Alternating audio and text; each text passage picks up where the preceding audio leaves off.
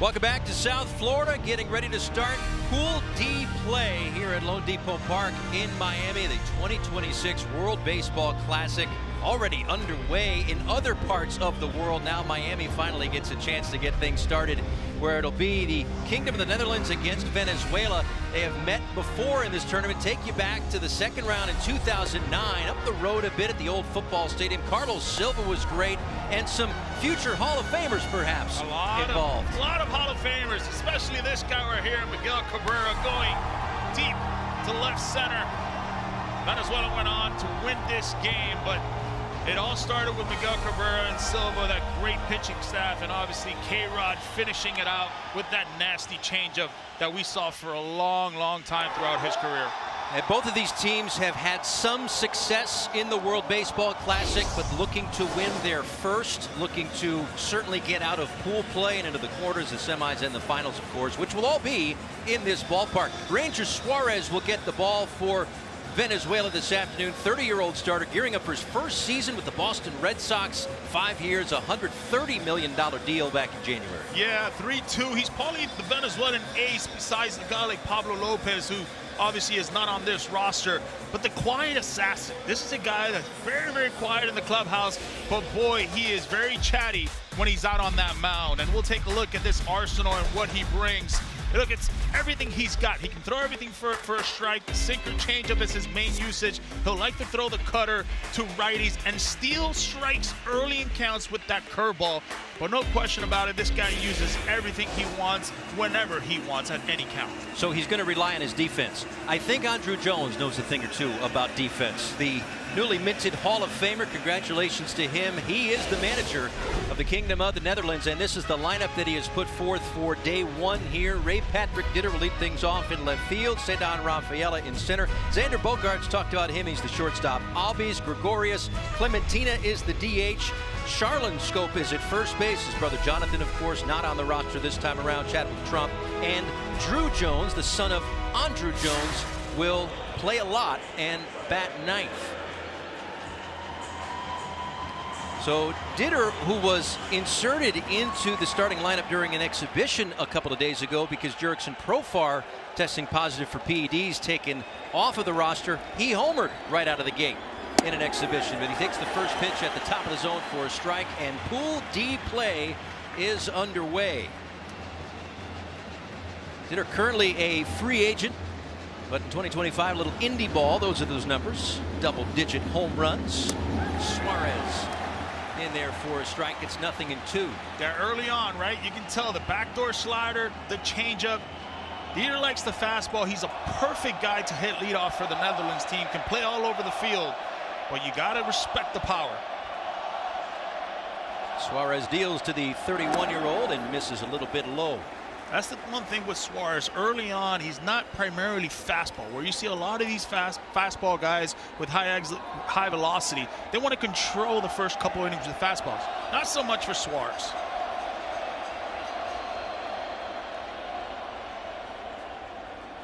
A pitch com issue perhaps to start. And while we have a moment, those of you that are big Major League Baseball fans know a thing or two about PitchCom. We're using that in this tournament. The bigger bases in this tournament. The pitch clock will help to keep things moving. 15 seconds in between pitches, 18 if there's somebody on base.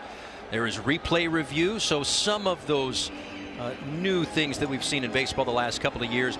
No ABS system, the automated balls and strikes, so no ball strike challenges by the hitters or the catchers or the pitchers. But it'll feel a lot like a big league game, and certainly big league atmospheres as well. The 1-2 on the way. Softly hit right side, ranging way over and unable to make the play. That was Wilson Contreras basically at second base, cutting in front of Luis Arraez to try to get to that one. But tough to find Suarez, and there's a runner aboard. Just a really tough play right there for a first baseman. We called that at first base the triangle of death. Anytime the ball is hit there, you really don't know what you're going to do. You've got to play with guys for a long time to be able to where guys are at in every single pitch. You got to do everything you can right there, but great hustle by Dieter. That's what he brings to the table. Let's see if he uses his legs here when he's on first base. Great move by Ranger Suarez. Got to respect that. Contreras still learning first base, just starting to get some more innings under his belt, as that one is inside to Cedar Rafaela. Mentioned Contreras will be teammates with Rafaela in Boston when the Major League Baseball season commences. First time in the WBC for Rafaela, who won a Gold Glove last year. One thing Ranger likes to do here is obviously use that cutter in on guys. Try to get a ground ball.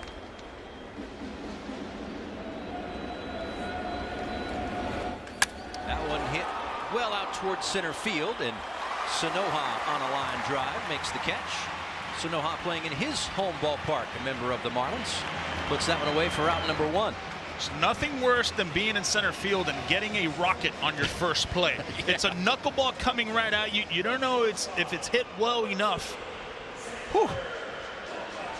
It sounded loud, but didn't have the legs underneath it, but Sanoha was right there. So here is Xander Bogaerts, 33 years old, the captain of the Netherlands in his 4th World Baseball Classic. Runner at first and 1 out. Bogaerts takes a strike. 4-time All-Star is Bogaerts, certainly a veteran, well respected around Major League Baseball, and seeing as he's had so much time in the big leagues, he and Ozzie Albies, who hits next, have some numbers against Ranger Suarez. Ground ball toward third, right on the line. That's one. Trying to make the turn. They will only get the force at second base, 2 away. Twice now he's gone to that cutter. Loves to use the cutter to righties for later on in the game in a certain situation. See here Michael Garcia trying to make that pivot to Arraez. Just a tough double play right there. Chugging it down the line, trying to keep the inning alive, and does so. Pass the baton to Ozzie Albies, hitting in the cleanup spot for the Kingdom of the Netherlands. And we talked to Andrew Jones, and we asked him, hey, what is it going to take to beat a team like Venezuela? They got to be aggressive on the base paths. Base hits right now, you got to take the extra base. Where you don't necessarily see that in a regular season game, in these short tournaments, you have to run at all costs. These are the numbers at Lone Depot Park. Of course, as a member of the Braves, he comes to town 2 times, used to be 3 times a year. So that .531 slug, the 6th highest in the history of the ballpark. 52 games here. Loves to use a heavy bat. That's his go-to. Pops this one. He would go to clubhouse, to lockers of guys, and he would pick out the biggest bats, and he loves using bigger bats. It feels like he can just drop the barrel on baseballs, especially breaking balls. But you see this guy, his frame 5'8", 5'9", but he's using a bat that's for guys that are 6'5", 6'6". Just go to the hardware store, pick something up off the shelf. Yeah, I went broke. He used all my bats. I used a heavy bat, and he loved all my bats. And I told him, Albies, you know, I'm just trying to get my few bats, my few games in spring training. He says, don't worry, it's the big leagues. We'll order you some more bats, but I'm using these.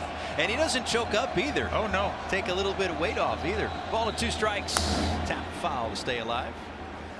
And one thing that we talked so much during the summer about Ozzie Albies as a switch hitter, lefty and righty, and how he has fared from both sides of the plate.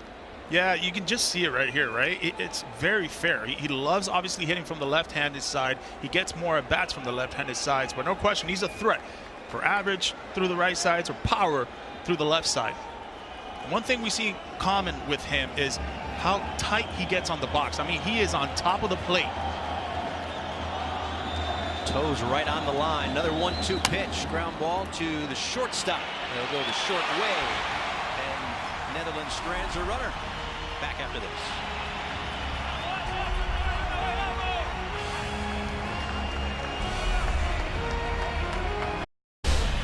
No shortage of all-stars and talent in the lineup for Venezuela. Ronald Acuna Jr. leads things off, then Michael Garcia, Luis Arraez, Wilson Contreras, the cleanup hitter, Salvador Perez, the captain of the team. He's the DH. Abreu, William Contreras, Javier Sanoja, and Jimenez to round it out. Antoine Kelly throws the first pitch for the Kingdom of the Netherlands. This one is drilled out toward left center field. It's down for extra bases for Ronald Acuna Jr. You know, in our open yonder, we talked about starting the party early. It doesn't get any earlier than that. Oh, it really doesn't. What a beautiful swing. Coming in, we asked Omar Lopez, hey, what is this guy going to throw you? He said a lot of fastballs. We have to be ready for the fastball. Whoa. La Sabana's finest, Ronald Acuna, has started the party. Just rockets off the bat and a tone setter for sure. So a runner in scoring position for Team Venezuela right out of the gates, not giving Antoine Kelly, the 22-year-old and number 8 prospect in the Pirates system, any time to catch his breath. That one missing down and away to Michael Garcia, who had himself a breakout season for Kansas City last year. This is his first World Baseball Classic. A Gold Glove and an All-Star. The cousin of Ronald Acuna. Family affair here in South Florida. Check on Acuna Jr., who is back. I'm sure those two teammates with the Braves will chop it up a bit over the next few days.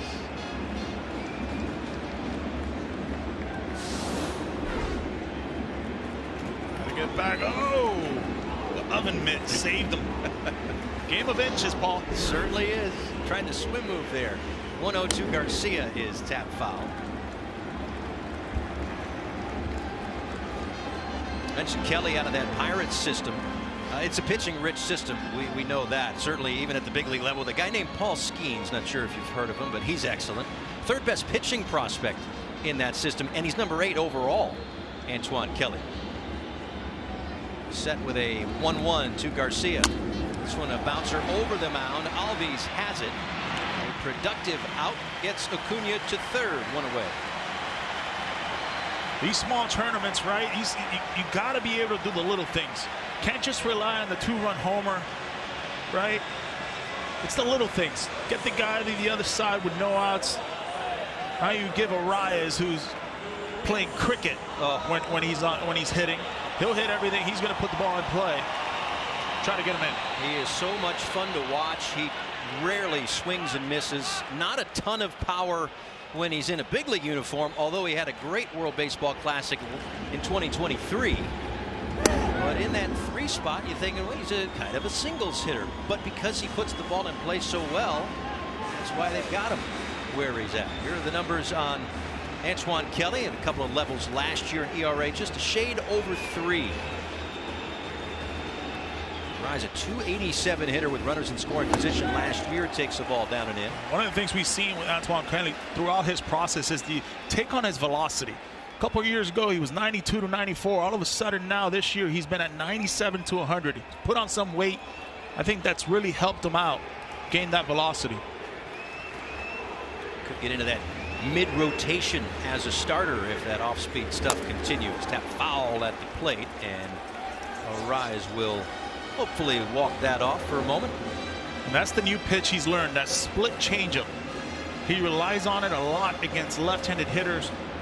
Loves to peek people away with the 97, 98 now at the top of the zone. Everything plays when you have more velocity. Seen here in 2024, 94 miles an hour. That's what he was averaging. All of a sudden now the tick is up. Now he can play with a lot more variation of pitches. But the at-bat starts now, Paul, with 2 strikes with Luis Arias. And the infield is in. Acuna Jr. at third base in a scoreless game. Bottom of the first. Kelly delivers. And a ground ball off the glove of Bogarts. And it trickles into left field. Luis Arias doing what he does, put the ball in play, drive in runs, and bring energy. It's 1-0.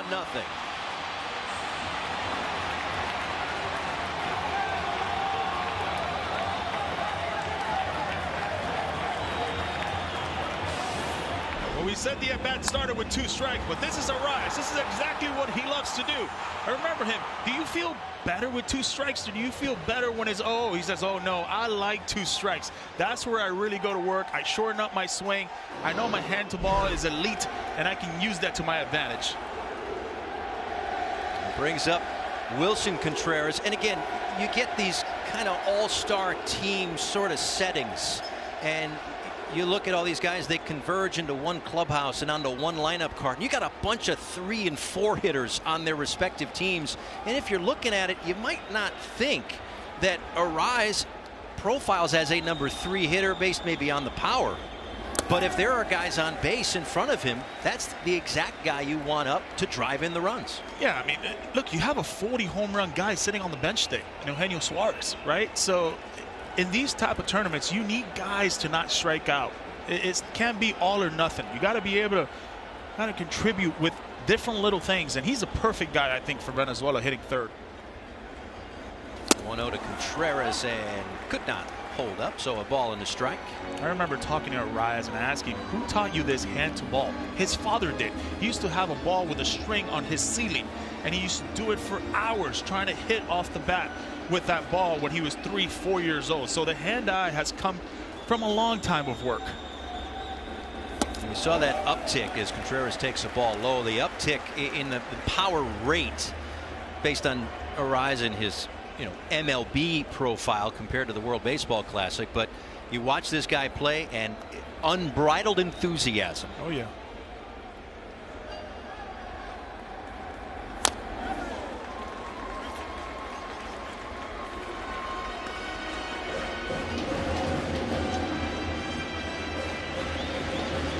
Wilson Contreras out of Puerto Cabello, Venezuela. Younger brother, obviously. Used to ask his younger brother, how much did you guys fight when you guys were younger? He said, quite a bit, but not so much right now. He's bigger than me. The younger brother said that. No more bullying. William hitting 7th, and he's behind the plate, gearing up, representing the Milwaukee Brewers. Here for Team Venezuela, his brother Wilson in his first WBC. First time in international play with his brother as well. 2 balls and 2 strikes from Kelly, and that one on a line into left field down for a base hit. A rise to second, and Venezuela with a run already home. 2 on and 1 out.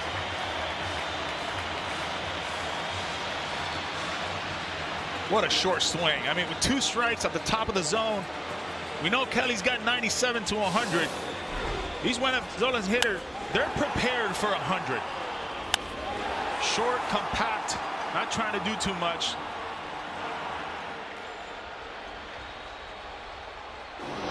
And now the table set for certainly a veteran of World Baseball Classics past and a big league vet for sure. 35-year-old, the captain, Salvador Perez, got one of the biggest cheers during introductions.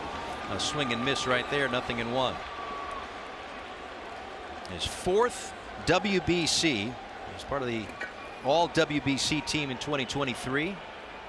Another great offensive campaign, 30 homers and 100 RBIs.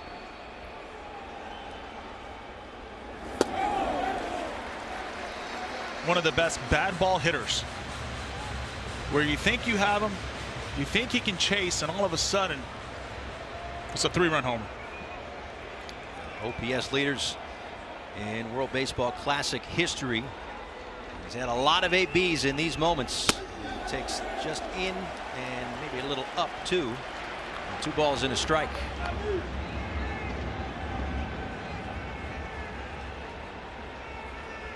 Second WBC for Kelly, a scoreless inning of relief in the loss to Chinese Taipei in 2023. Trying to get out of a first inning jam here, and he's not missing by much with some of these pitches.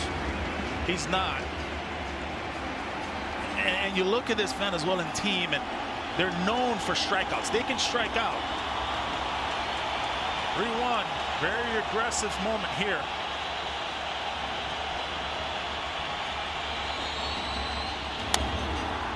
Gets underneath this one, pops it up. Infield fly rule in effect with Albies camped underneath that one, albeit on the outfield grass, and they're 2 away. See right there, one of the better sliders Kelly has thrown. He got him to chase with that first pitch and kind of set him up for a fastball count. Kelly doubled down on that slider and threw it for a strike. That's why you got him just a hair out in front. Not the ideal first inning. It's been very stressful for him. Andy Jones said we need to try to lengthen this guy out as much as we can. Our bullpen's pretty good, but they're very, very young. And of course, there are pitch restrictions that change as the tournament goes along. We'll tidy that up in just a moment. Here's Wilyer Abreu. Red Sox outfielder takes the ball upstairs. First round, it's a 65 pitch limit, and then it will rise from there as the get to the quarterfinals at 80, the semifinals and finals 95 pitches. Of course, you just think back to the adjacent spring training as pitchers are gearing up. That's about where they'd be anyway. Another one missing, 2 balls and no strikes.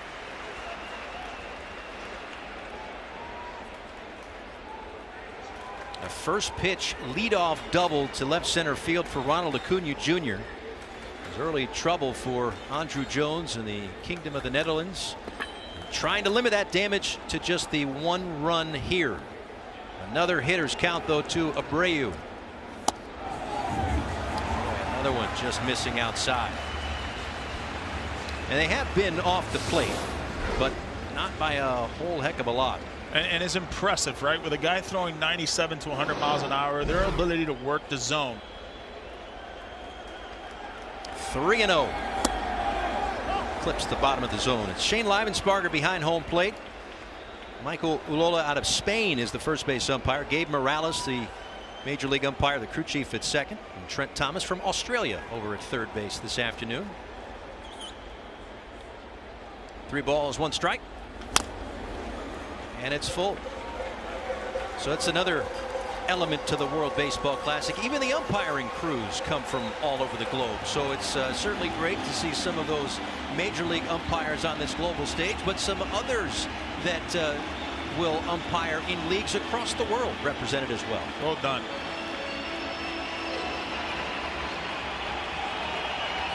Runners will be off on the 3-2 pitch. Tap foul. And we'll do it again. We asked Omar Lopez right during our meeting, who's the guy that you're most impressed with, that you knew he was going to be on this roster and you knew he was a really good player, but you were surprised by it? He mentioned Abreu without hesitation. You take a look at this swing right here, 3-2. You know the fastball's coming. Oh my. Not a defensive hack. No, no. 3-2 is a hitter's count, Paul. That's right. I think of 2 strikes, I guess. Maybe that's what it was. And he'll gear up for another one. 25th pitch of the inning coming up for Kelly.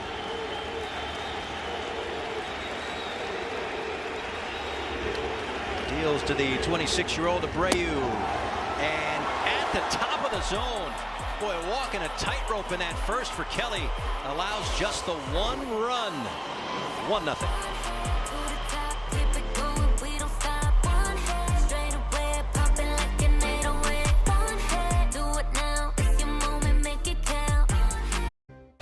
World Baseball Classic is back. San Juan, Houston, Tokyo, Miami have round 1. Houston, Miami for the quarterfinals, and it will all wrap up with the semis and the finals here in Miami. Round robin in the first round, and then a knockout stage going on from there.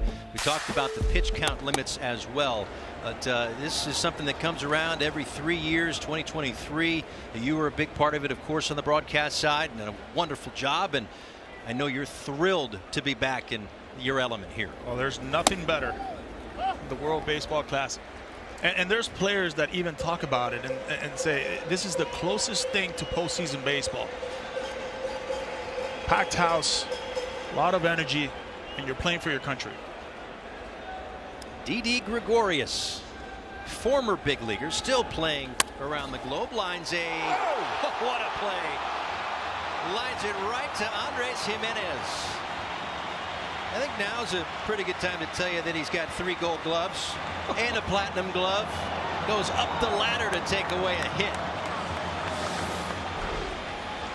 Look at this right here. Oh, get up, young man, get up. Someone check the vertical on that. And with Bo Bichette no longer a member of the Toronto Blue Jays, kind of opens up shortstop a little bit. That's where he'll play when he's back with the Blue Jays over the summer.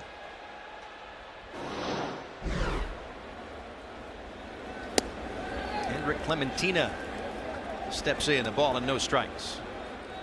A DH this afternoon. Didi, though, he's done that a few times at shortstop over his career, so he can't be too upset. 11 years. Always an entertaining and tremendous defender in his own right, Didi Gregorius. Didi's in his 3rd WBC, first one for Clementina. Numbers out of the Mexican League last year. Yeah, I guess he does look a little upset. That's a hit. That's a hit in a game here. Of course, he's a little perturbed, trying to frame that one, but to no avail. 3 balls and no strikes. One thing about Ranger Suarez, he lives on the edges, and if home plate umpire is not giving him those edges, he'll fall behind. The beauty of him, though, he's got multiple pitches he can get you out with, not just the fastball. That's in there. So much of the summer, I say summer meaning the Major League Baseball season, we talk about swing and miss. There's one thing between swing and miss and missing bats, and maybe something that Ranger Suarez is very good at, and that's missing barrels and soft contact and relying on the defense. Breaking bats. But sometimes the ball sneaks through. That's baseball, Susan. And it's a base hit for Clementina. He'll take that all day long with Clementina, right? First at bat in WBC. Knocked the other way. I mean, it was a good changeup off the end of the bat. Well located.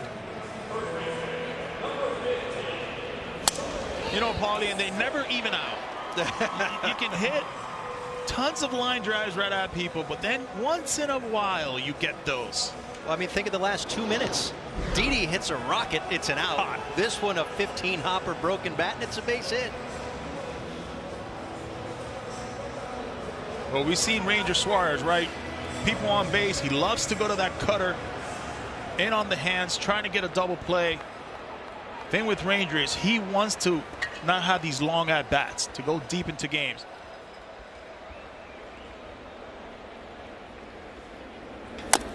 Charlon Scope taps that one foul. 4th WBC for him.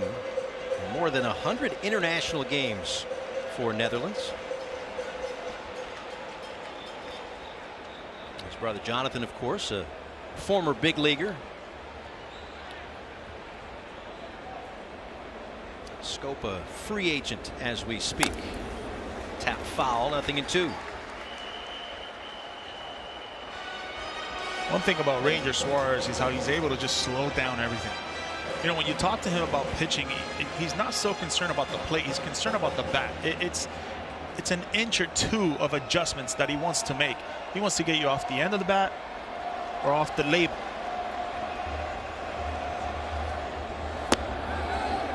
Tried to get him to chase the changeup and did not. So a ball and 2 strikes. Look at the hard hit percentage allowed. So he's right at the top of this list, which is a great thing. A very low hard hit rate because of that, staying off the barrel. Right. 1-2. And he goes back to the changeup and got what he wanted after all. It's his go-to. We talked about it at the beginning of the broadcast. We said, hey, the changeup is his weapon of choice. He sped him up in the prior pitch, and he ended him with slowing him down with that changeup. Just a dandy. So he gets the opener for Team Venezuela. As we mentioned earlier, probably would have been Pablo Lopez of the Minnesota Twins, but Pablo undergoing Tommy John surgery, so he's out. But it's not like Ranger Suarez is a stranger to a big game or a big moment as Chad Trump takes a strike. A career 1.48 ERA and 42 2/3 innings in the playoffs for Ranger Suarez, trailing only Mariano Rivera, Sandy Koufax, Christy Mathewson, Eddie Plank, and Steven Strasburg among pitchers with 40 or more innings pitched. I'd say that's a pretty good list with some name brands on it. And the one thing for me is when you have such a big game, you want to rely on the guy that's the most even keel. And that's what he brings to the table. I mean, no moment is big enough for him. Nearing 30 pitches. He's probably going to be in that 50 to 60 range. The funny thing is about all these guys, too, is the moment to get him is in the first inning, right? The first 2 or 3 batters kind of rattle him a little bit. As he gets a little bit more comfortable with the mound, you know, what the umpire is giving him, he gets even tougher. He knows this mound pretty well as Drew Jones waits on deck. A ball and 2 strikes to Trump. That one low and away. Lots of experience in this ballpark as a member of the Phillies for all those years. 14 games and 9 starts and an ERA under 2.5. He's baited him enough right now with those changeups and those backdoor cutters to see if something inner third is in play for him. Missed outside. Count runs full. And that'll release Clementina at first base with 2 outs. Try to surprise him right there. There we go. Everybody's running. Runner goes. Ball misses low. So he got the changeup for a swing and a miss and a strike 3 the previous batter, but unable to get Trump as manager Omar Lopez looks on.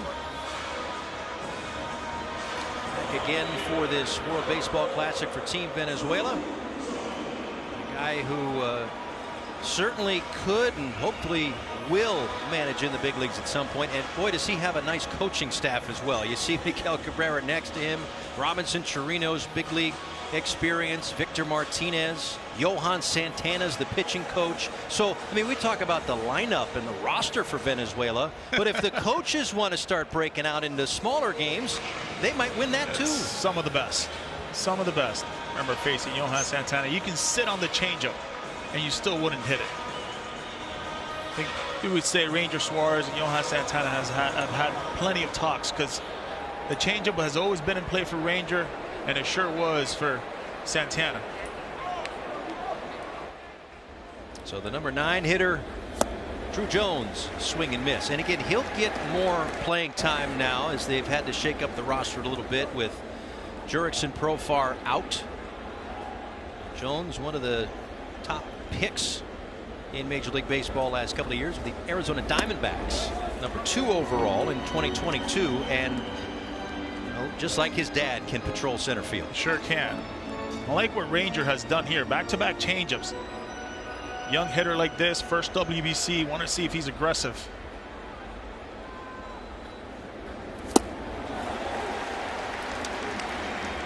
That's just a veteran pitcher who has been in big moments, situations like this at the World Baseball Classic.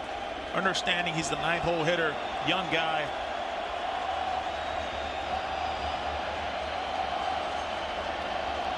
Ball and 2 strikes. Tries to go up the ladder with the fastball, but misses to even things up.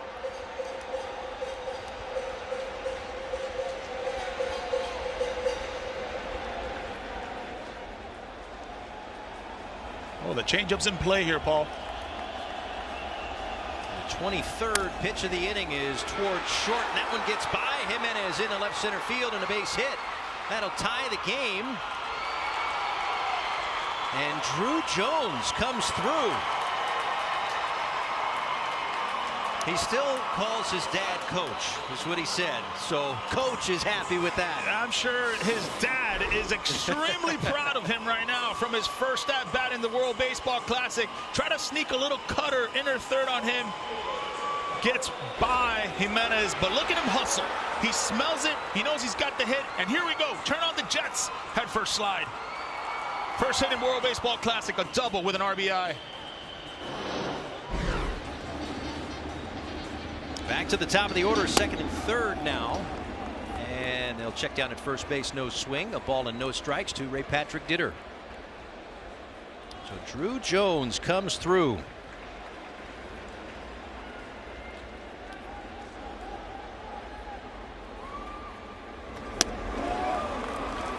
And now Suarez, just as Kelly did in the bottom of the 1st inning, it's been a lengthy inning here, and at 40 pitches, mentioned before, he's probably in that 50 to 60 range. And this, at the end of it, however it shakes out, may have cost him an inning later on. Yeah, the tempo, I think, for me is what's slowing him down to finish his pitches. You look at Suarez, and he's trying to he's laboring, he's trying to feel his pitches. Look at his dad. Oh, he's loving it. Is he pumped or what? Son, I need a big hit here. Dad, I got it. Count on me. Well, his son is 22, of course, on the global stage here in the World Baseball Classic. Andrew, no stranger to the big moment. At 19 years old in '96, homered twice in Game 1 of the World Series for the Braves. Grounded foul into that Venezuela dugout. You know, and I know the hit, big moment for him, but what it does to his career and the rest of this tournament. You know, all of a sudden now you just face one of the best left-handers in all of baseball. You got a knock off of him, you got an RBI. The confidence goes through the roof the remainder of this game and the remainder of this tournament. Full count. Ground ball toward the shortstop. Jimenez scoops it up, slings it to first. Netherlands ties it up, and it's the youngster with all the vets. It's the youngster that does it. Drew Jones makes it 1-1.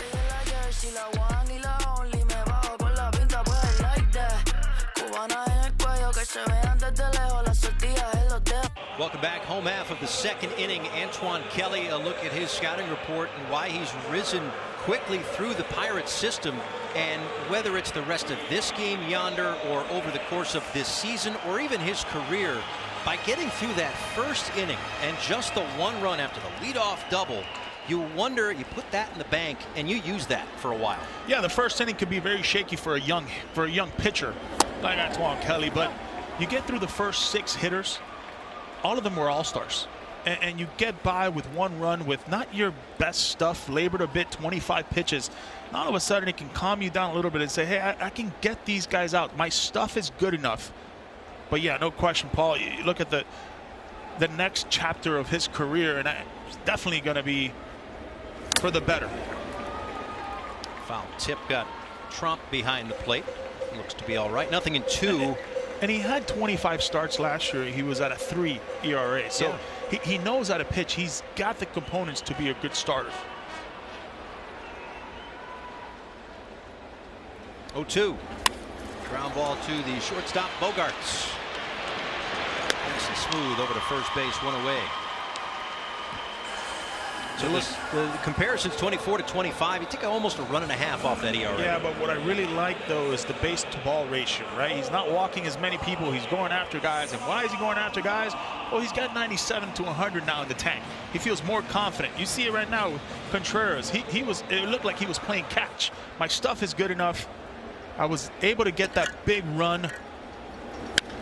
Javier Sanoja out toward left. Gone, a home run. In his home ballpark, makes it 2-1.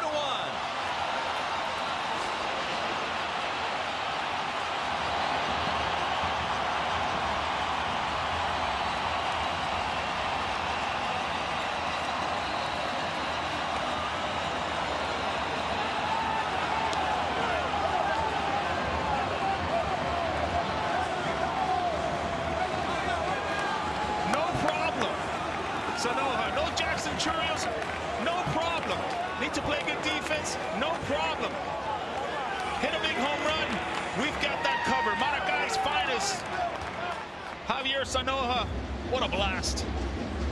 A utility man for the Marlins, who even pitched, 8 times last year. Known maybe more for his defense en route to a Gold Glove last year, but providing the pop to left. Eugenio Suarez has hit a few home runs in his career. Man, he turned on that fastball. Top of the zone, gearing up, didn't miss it. And with a noon first pitch, you're not quite sure if the coffee settled in just yet. But boy, between Acuna on the first pitch with the double in the first, coming around to score, and now Sanoja jumping all over it. It's now 2-1 Venezuela. You look at a team like this with this roster, they're good at a lot of things, but they're elite at hitting the fastball. They're elite at hitting velocity. 4-pitch walk to Jimenez. You take a look at the way he was able to get on top of this pitch. He was sitting dead red fastball, top of the zone, 98 miles an hour. Yep, he knew it was gone, and so did the bench.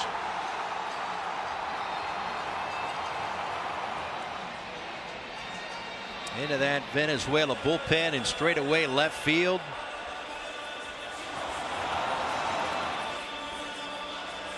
Yeah, both he and Acuna jumping on that first pitch fastball for the double and the home run, the extra bases. How awesome is that, though? Wear your jersey, the Venezuelan jersey. Yeah. First at bat. You've got 11 All-Stars waiting for you at the on-deck circle. I'm looking at the lineup and the roster, and you know, he wouldn't have been in my top 5 to hit their first home run of the tournament. I'll tell you that. Or the first guy in this Pool D to hit a home run. This guy would have been near the top of the list, though. Ronald Acuna Jr. takes ball 1. Antoine Kelly remembered his first at bat jumping on that fastball. First pitch in the second at bat, slider.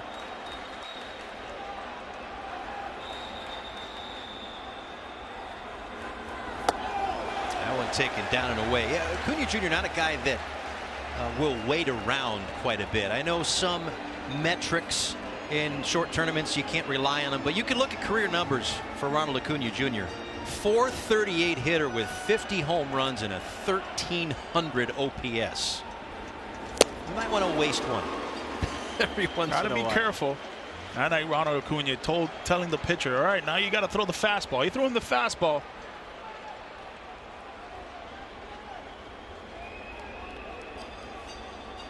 Doubled and scored in the first. Waits on a 2-1 pitch here and takes one just in off the plate.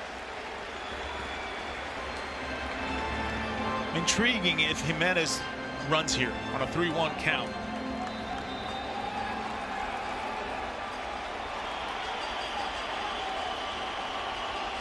With one out, he does go, and that one hit in the air out toward right field. Drew Jones back near the edge of the track makes the catch. Retreating is Jimenez, and there are 2 outs.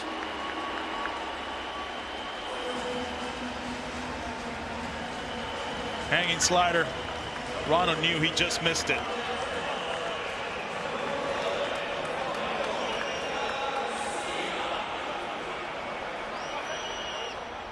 Brings up Michael Garcia, grounded to second base his first time up.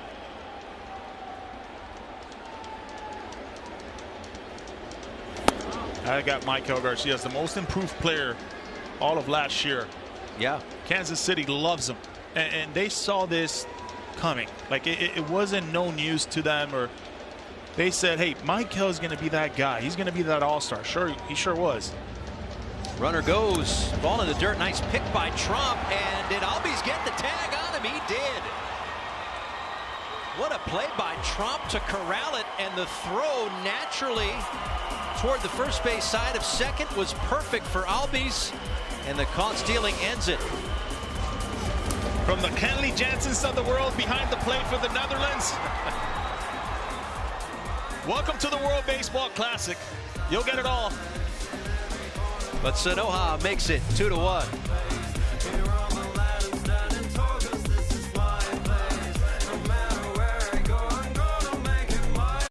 The third inning, and a new pitcher for Venezuela. Edward Bizardo is on to pitch, so a couple of innings of work for Ranger Suarez. Gave up a run and 3 hits. Everyday Bizardo, to coach's dream. There's guys that, you know, they would say, hey, are you ready to go today? Yeah, I'm ready to go every single day. They face Rafaela and then Bogarts and Albies. First WBC appearance for Bizardo, and missing upstairs with 95 miles an hour out of the Seattle Mariners bullpen. Loves to throw the sinker about 40% of the time, but his go-to pitch is that slider. Uses it a lot. Those with a sinker that misses upstairs right there. You mentioned every day. He led all Mariners relievers in innings pitched, and they were effective innings as well. Just a 189 opponent batting average last year. That one hit well, sinking, however, and into the glove of Wilyer Abreu. Might have knuckled on him, I wonder. But an out nonetheless. And we've seen some really nice defense already. Oh, Chadwick Trump right there.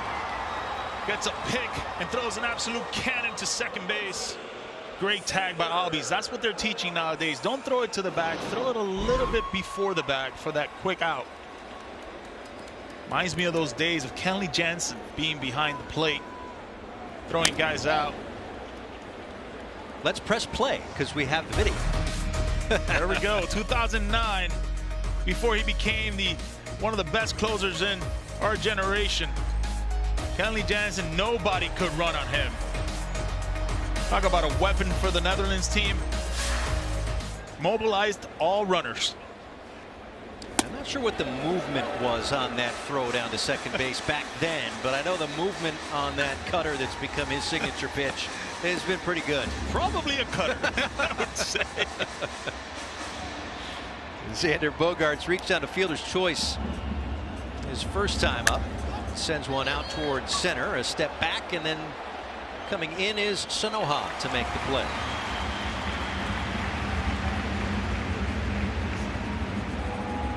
Quick work so far, huh? With 2 outs, 8 pitches thrown. I'm sure Omar Lopez is beyond himself right now. Brings up Ozzie Albies. Fielder's choice to end the first inning. So 0 for 1, and with the righty on the hill, he'll flip around to the left side now. Think about Albies, is much more aggressive from the left side than he is from the right side. Interesting to see how they approached this at bat here.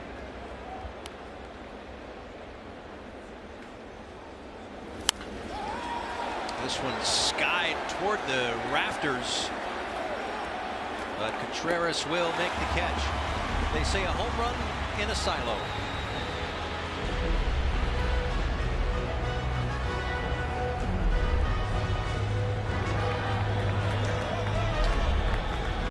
Back to this special presentation of the World Baseball Classic. Paul Severino, Yonder Alonso, the rest of our great crew here in Miami. Many will be working tirelessly over the next few weeks. We, Yonder, we just get to have a little fun. Yeah, a few will be enjoying those yachts we see there. That might be you too. There's one off day mixed up. Oh no. Michael Garcia leads things off.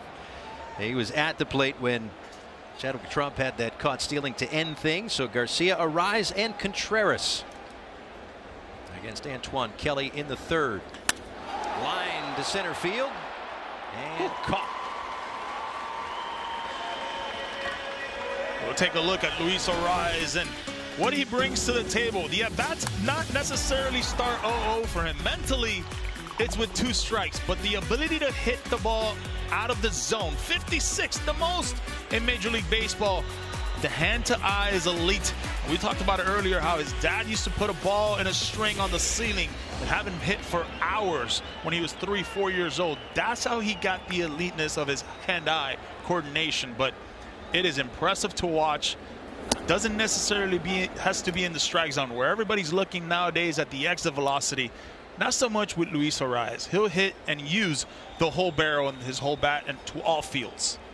Listen, that's not his game. He doesn't have to be Aaron Judge. He doesn't have to hit it 120 miles an hour off the bat. What he does do is make contact.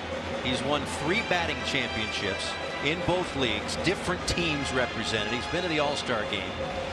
Going to be a member of the San Francisco Giants. And I think he tapped that one. I'm going to say that he tapped it foul because he doesn't swing and miss, because I was going to prove a point. Yep. So we showed you before, you just showed us the 56 out of zone hits. So remember that number, 56. In 675 plate appearances, he had 65 swings and misses. He had nearly as many out of zone hits than he did swings and misses. Wow. In a game with a lot of strikeouts nowadays, he's not that guy. And Kelly did not hit the call there. This one ground ball, one extra pitch to get the out. Arise retired. Where some pitchers in today's game say, oh, I got Aaron Judge out, or Shohei Ohtani out, or Eugenio Suarez that got 40, 50 plus home run pop. A lot of pitchers still take pride in saying, I struck out Luis Arise. Doesn't happen often, right? 21 of them last year, in a full year. Went 150 at bats without striking out. He's an impressive player, no doubt. Here is Wilson Contreras on a couple of hops to third. Gregorius gets the good hop and gets the out. Nice clean inning there for Kelly. 2-1 as we go to the fourth.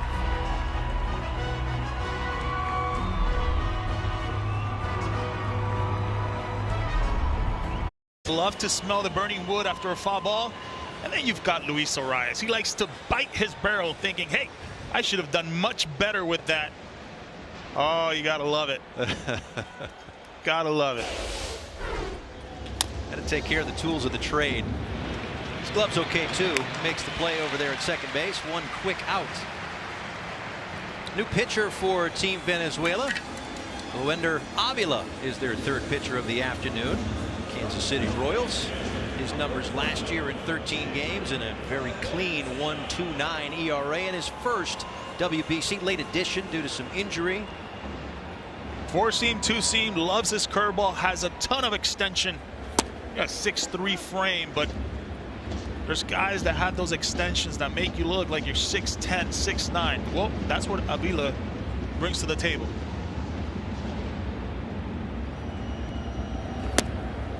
You see that 96, it feels for a hitter like it's 102, 101 miles an hour. That's what the extension does.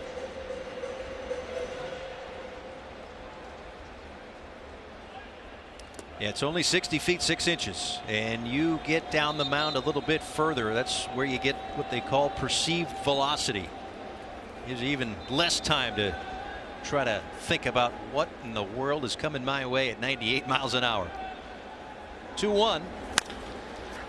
Chopper. Nice play over there. Garcia makes the play, and Contreras gets back down on the bag. Very well done by both sides. Gets that short hop, uses his feet. Throws it a bit high, but Contreras was able to get it down. Look at him use the bag to jump. He's got to use the bag to be able to jump a hair more. They're obviously representing different teams in this World Baseball Classic. Garcia and the guy who plays to his left, Bobby Witt Jr. in Kansas City, obviously on Team USA. But when we get into the summer, we get into the regular season, between the offense and the defense, you'd be hard pressed to find a better left side of the infield. Speed, athleticism, yeah, power. And I think for me, the most underrated thing, they play every day. Yes. It is so hard in today's game to be able to play 150, 155 games.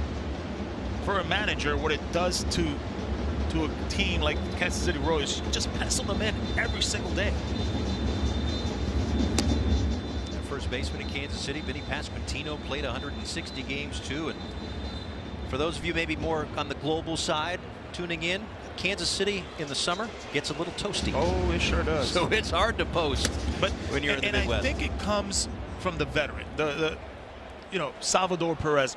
He caught 150 games, yeah, 145 games. Even till today's day and age, he's catching 100, 110 games. Got to be available. Yeah, that's what they say. One of the best abilities is availability. Fouled away.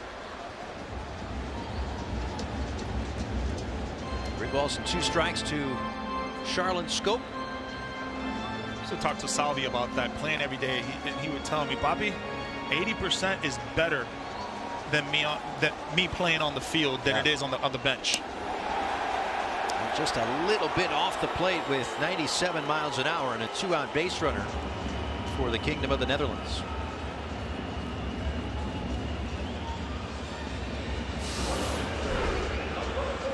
Just a bit outside. He's had a tight zone. Home plate umpire all day.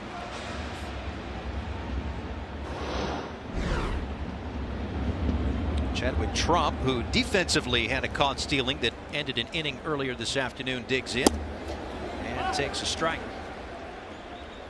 Not all the time, but the baseball gods would reward you.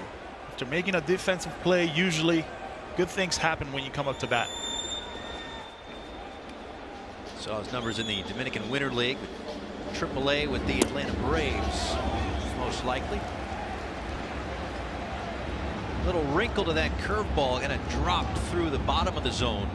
Chadwick wasn't too happy with that call. That's why he took his time out right there. It was a bit low. Anybody that knows the zone better, right? The catcher. I was going to say, as a catcher, you would say in the umpire, you know, I hope I get that too. That's right. 0-2 with Scope away from first base. A 2-1 Venezuela lead. First of 10 games in pool play here in Miami. And a swing and a miss. 86 with the curveball. Works around the walk. 2-1 Venezuela.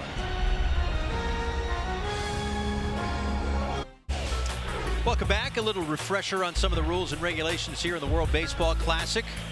So we do have those pitch usage limitations. As we mentioned earlier, the pitch clock, you're familiar with this from Major League Baseball. The pitch clock, yes. Larger bases, yes. The defensive restrictions, 2 on either side of the second base bag. So some familiarity there. We've also got the challenges as well. Really the only one of what we'll call new rules over the last few years in Major League Baseball. No ABS for the WBC. Salvador Perez, cut and a miss and a slider from the new pitcher, Terry Merritt. Very whippy arm, fantastic winter ball numbers in the Dominican Summer League as well. Pitched to a .81 ERA. The Reds like him as a starter. I think he's whippy, very hard and deceptive for hitters to see. WBC debut as Sal Perez lines that one foul. Just turned 20 years old.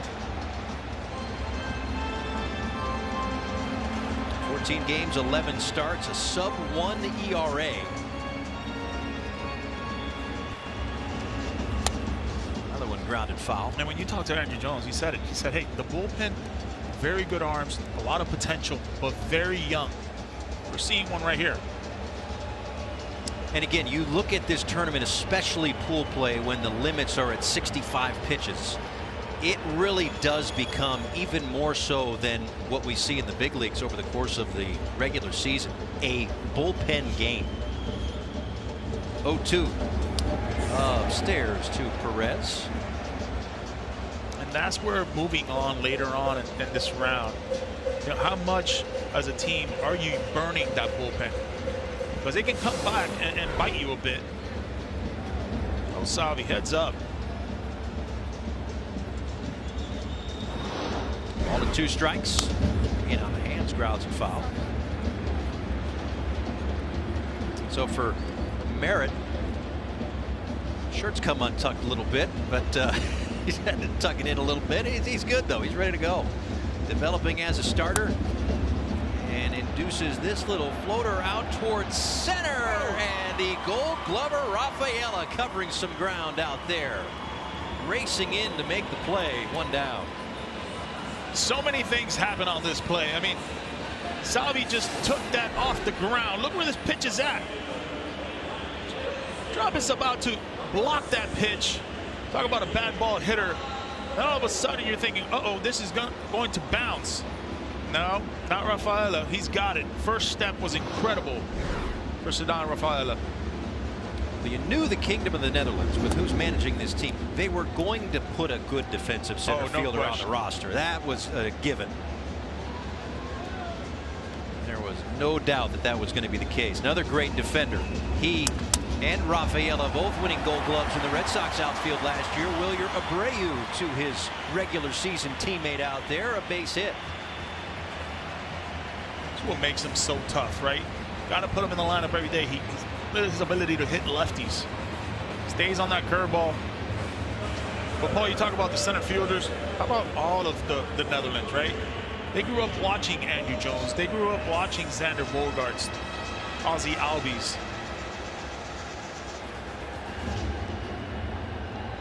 Yeah, we talked with Andrew Jones yesterday, and of course a Hall of Famer. Huge congratulations to him. 10 Gold Gloves and just a wonderful resume. But you know, we asked him, I said, do you allow yourself to think about what you've meant to the Kingdom of the Netherlands, of course coming out of Curacao, but just all of the nations that are Dutch territories? And he said, yeah, a little bit. I think about it a little bit, helping to grow the game, but I don't want guys to want to be the next Andrew Jones. I want them to be their own player. Do sort of what I did, but be even better. The consistency. I remember Andrew Jones coming to the University of Miami when I was in college playing catch with him. I was nervous. I used to watch him play. Used to watch him obviously with the Atlanta Braves. And I remember throwing a couple balls a little bit high, jumped over, and as we got longer into the throwing session, threw a couple more high. He looked at me and he just put his 10 fingers up, and I said, "What do you mean by that?" He goes, "10 Gold Glove. I'll catch anything. Just throw it. I've got it." Right. And it calmed me down. I was able to now hit my target at a much better rate. But that was Andrew Jones. He gave the confidence to his pitcher that any ball hit to his vicinity, he was going to catch it. This one to third. Didi stuck with it for a moment and then bobbled it. We'll see how they score that one, but it'll be 2 runners aboard here for Venezuela in the bottom of the 4th. Just a hard hit ball. That Didi does the hardest thing, right? Catching it. Just can't keep his balance to make that throw to second base. Contreras was hustling down the line. Once he saw him bobbled, he knew there wasn't going to be a play at second.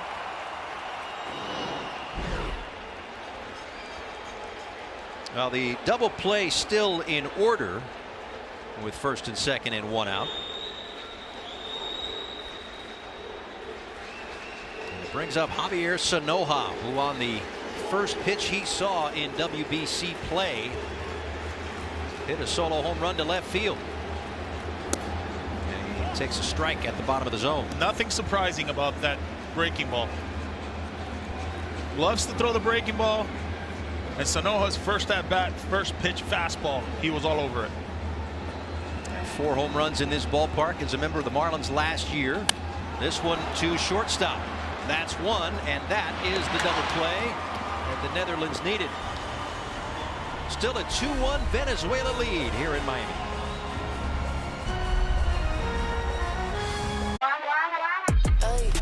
Case lleno de trophies, racks pa' estar cozy. Me dicen la MVP, baby, I like that. Juan que en la jersey, la one y la only. Me bajo por la pinta, pues I like that. Welcome back to Miami. Paul Severino, Yonder Alonso, the rest of our great crew with you here. First of 10 in pool play. Netherlands and Venezuela, first of a doubleheader today. Nicaragua and the Dominican Republic later on tonight. Team Israel gets underway tomorrow for their first action of pool play.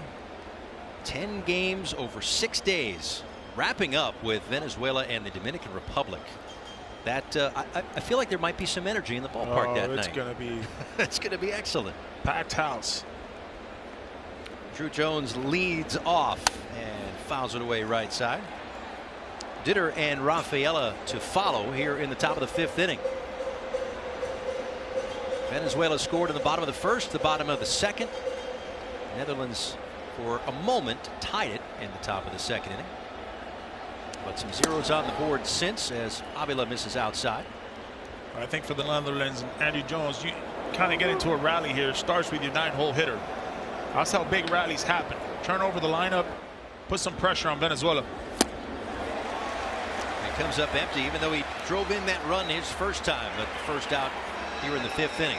Glad you're with us this afternoon, and I say this afternoon here in Miami, but wherever you may be, whatever time it might be, this is what we've got on the docket over the next few days here in Miami. Again, the Dominican Republic, Nicaragua later on tonight. Double headers for 4 straight days.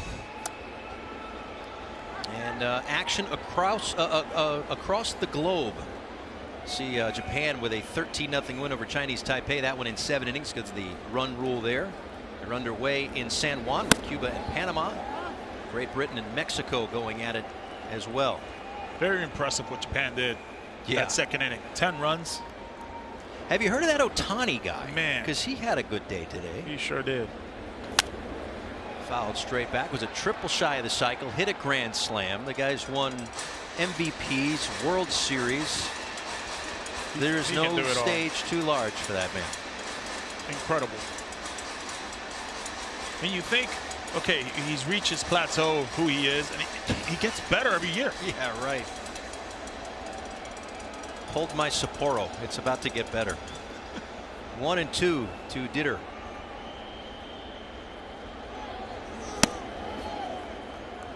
And you think of great WBC theater. You had a front row seat for it last time around in 2023. Teammates then with the Angels, Ohtani and Trout in the championship game.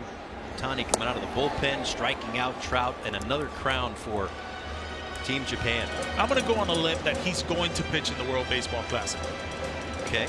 I just think, you know, we saw him in spring training, and he was throwing to hitters. Vela misses down and away in the full count, so Ditter is aboard. He's been on base twice this afternoon. Andrew Jones said it, right? How are we going to beat these monster teams like Venezuela, the Dominican in this pool? You got to be aggressive on the bases. Be interesting to see here with one out if he wants to put people to run. Here is Rafaela. A couple of lineouts today. He's also made nice defensive plays as well. Avila laboring a little bit here. Not landing that fastball.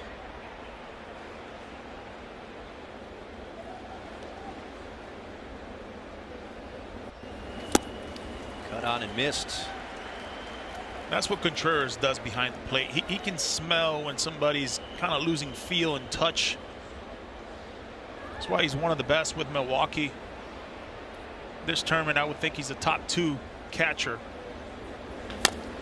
With him and Cal Raleigh. Yeah. On the doorstep of an MVP, Cal Raleigh last year, if not for Aaron Judge, but a great season in Seattle nonetheless. And last year, look at Contreras, played with a broken finger, played through it, still had a good year. When you talk to him, oh yeah, he's confident. He knows he's a top 5 catcher. This one too short. That's one quick turn. That's all they'll get. Good speed for Rafaela. Kind of a slow developing play with the chopper, but they'll get the lead out and 2 away. Just a high chopper right there, but you know, back to Contreras and what he does and what he brings to a Milwaukee team. I mean, look at the innings caught. He wants to be able to be out there every day. We're 1,100 innings caught. Yeah, we hear so much about load management, and with all that catchers have to deal with, it's not just, and you know this firsthand, it's not just the heavy equipment and the squatting and the hot summers. It's everything else. It's also all the analytics. Absolutely. And all of the different pitchers that you have to deal with. Just out of the reach of Jimenez, a base hit for Bogaerts. So Netherlands with 2 on and 2 out. There's just so much to process because you're not getting through a regular season with 15 pitchers. It's 25 to 30 sometimes. And not only just doing it like that, but being bilingual. Yeah. All of a sudden now, look at this Netherlands team. First and second, 2 out hits are going to kill a team. You want to get that momentum back. You get 2 out hits. They're very important, especially in this tournament. And what better guy to be up at the plate than a guy like Albies, who's been in moments like this. First and second with wheels on the bases. Overall, a .281 hitter with runners in scoring position last year.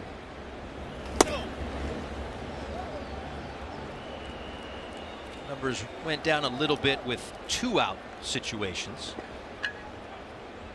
but still 74 ribbies with the Braves last summer. Rafaela at second, Bogaerts at first, and a ground ball toward first. Contreras will take it himself, and we're halfway home,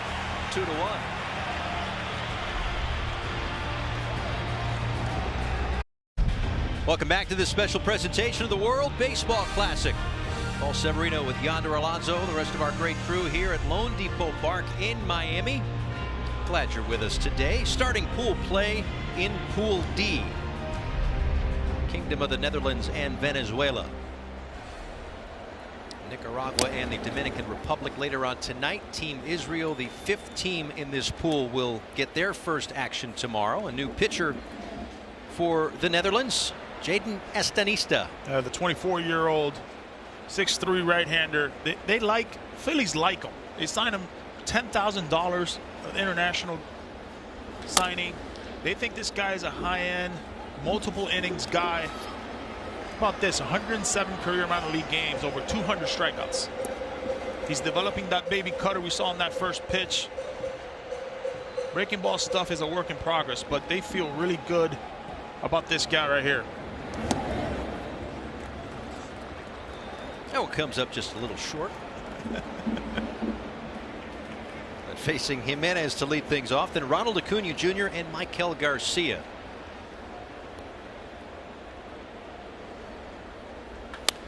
This one down the right field line, but it'll sneak foul.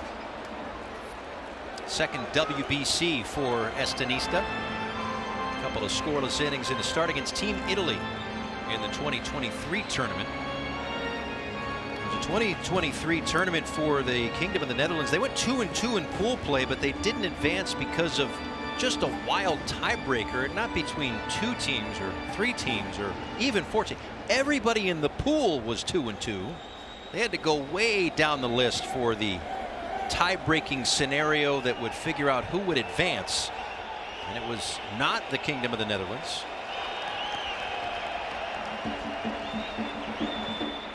I believe we had a pitch clock violation there, so a ball charged to Estanista, making it 2 balls and 2 strikes to Jimenez.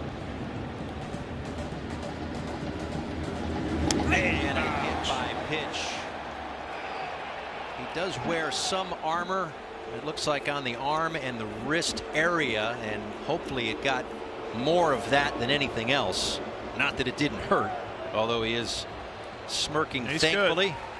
Boy, reminiscing of the Jose Altuve hit by pitch. I was about to say, this is the last thing Team Venezuela wants. Absolutely. But fortunately looks to be all right. Little baby cutter. The pitch Estanista likes to work with. Just got him there in the hand.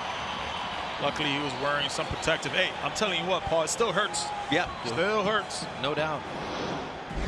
And it doesn't sound right to say he's used to it, but 70 hit by pitch his last 4 years, so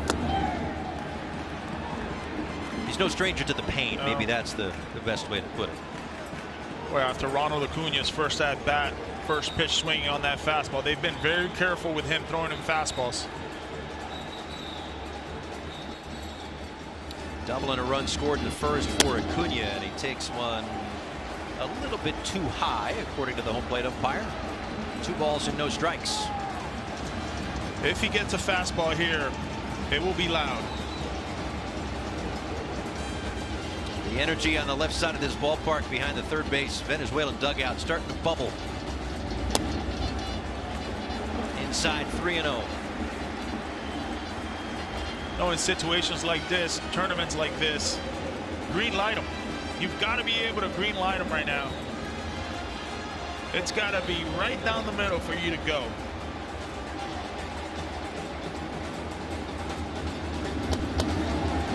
Not sure if he had it or not, but certainly didn't take way up and away. A hit by pitch and a walk, setting up the inning here for Team Venezuela. This is really good right here. Kind of slow things down for Estanista. Trump understands that. Got Bogarts and Albies there trying to calm him down. That's the veteran leadership of this team, right? Got guys in the outfield like Rafaela, and then you've got guys like Xander and Albies and Didi Gregorius being able to be kind of the coaches on the field. Yeah, it's that veteran leadership. It's a really good mix when you think about veterans and youth, promising young talent for this club, guys that have been around and played in many a big game. Really good balance for the Kingdom of the Netherlands. Here is Michael Garcia, first and second, and nobody out. Squaring to bunt, drops it down right back to the mound. They'll take nothing because nobody covered first base. A breakdown defensively there for the Kingdom of the Netherlands. Venezuela basically giving them an out to move 2 runners into scoring position. Instead, the bases will be loaded. Just a mishap. Albies doesn't cover first base. You know, the corners were playing the bunt. Middle infielders were not. They were kind of caught in that double play bunt situation. You look at this bunt right here, right at the pitcher, but Albies doesn't go back. And for a first baseman, that's more of a read play. If it's not bunted to you, you've got to get back to first base. Little small ball hurting the young team of the Netherlands. Well, what was bubbling is about to boil over here as Luis Arraez spins away from ball one inside. Bases are loaded and nobody out. Arraez had the RBI single back in the first inning, got Team Venezuela on the board. Infield about even with the bag or a step behind.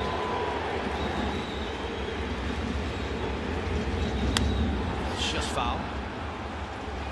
You look at this Netherlands team too. Up the middle, they're kind of playing in between. Not necessarily playing all in. If it's hit hard at somebody on a one-hopper, you can make the play at home plate. If not, you got to turn two. Jimenez, Acuna, and Garcia, the runners third to first. 1 ball and 1 strike to Arraez. And he takes low, 2 balls and 1 strike. Boy, what a take right there. 1-1, I always say it is the most important count in baseball. If you can win the 1-1 counts, all of a sudden, advantage goes to the hitter.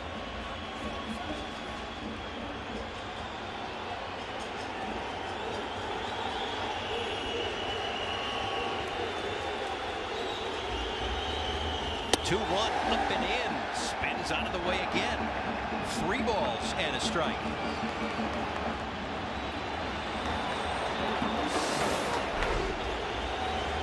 Heads up.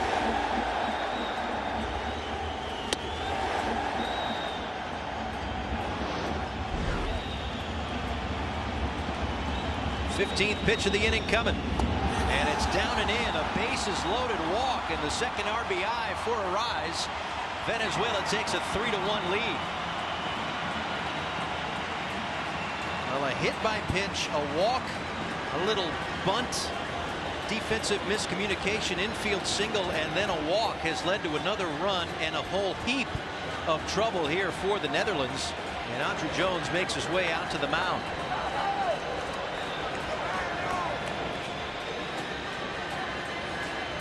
He's not going to take him out.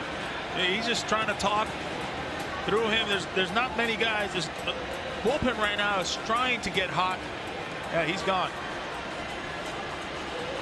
So the Netherlands will go to the bullpen and with a run already home, trying to limit the damage a bit here in the 5th inning. We will step aside. 3-1 Venezuela.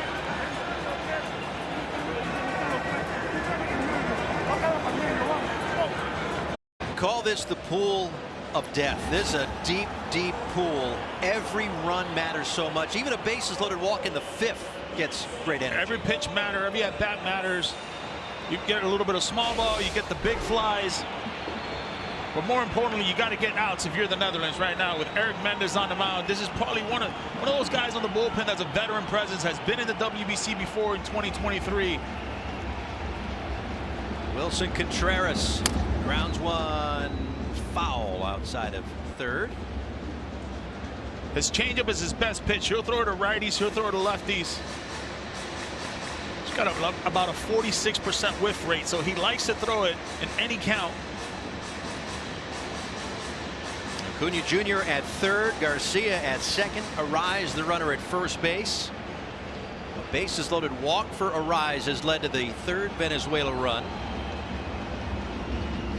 That one is through the left side, a base hit. 1 run is home, and here comes a second. The throw from left is late, and Wilson Contreras opens it up 5-1 Venezuela.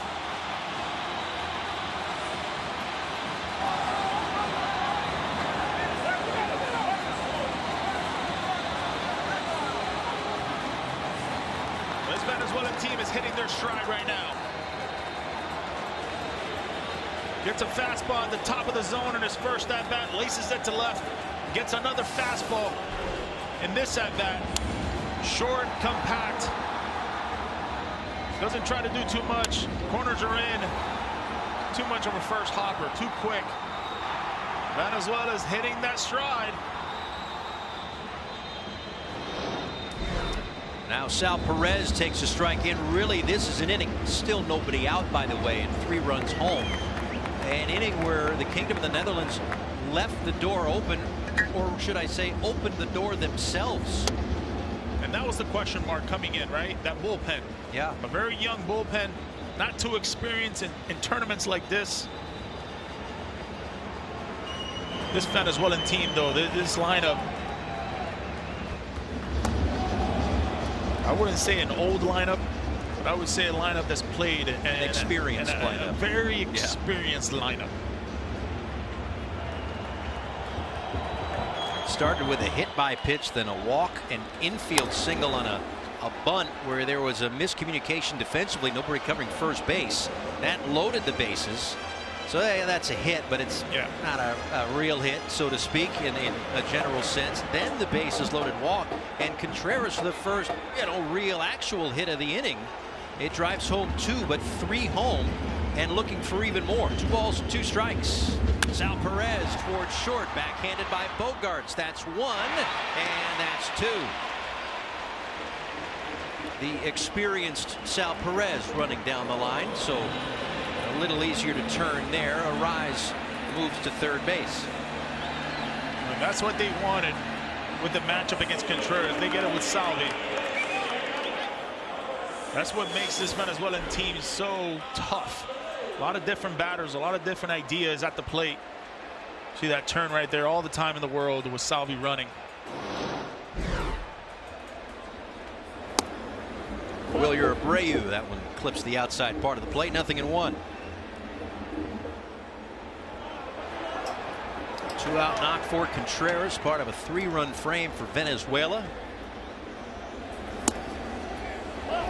Went undefeated in pool play in 2023, defeating the Dominican Republic 5-1.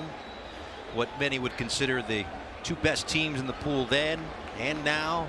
Puerto Rico was here in 2023. Get an argument from them too. Certainly loaded then and now. And this one unloaded down the right field line, but foul, and not by a whole lot.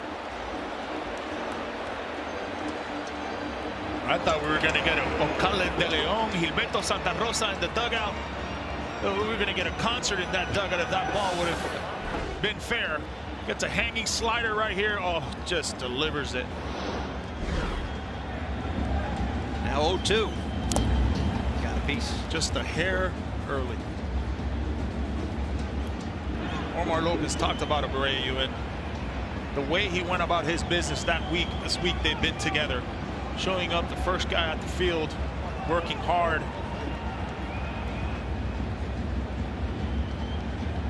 Rise dancing off a third. 0-2 here to Abreu. He takes a strike. I'm thinking that 2 strikes, 2 outs, not going to go down the rabbit hole too far. If we're at Fenway Park, that might have been a home run, because the foul pole's in another 35, 40 feet. Wrap it right around there. Keeps that one fair. It's a base hit and another run for Team Venezuela. Make it 6-1.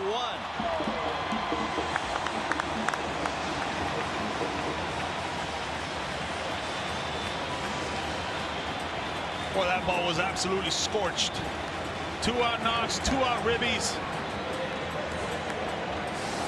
Very tough for this Netherlands team. Gets a fastball, doesn't miss it this time. This dugout, this Venezuelan team, yep. They're hitting their tambores.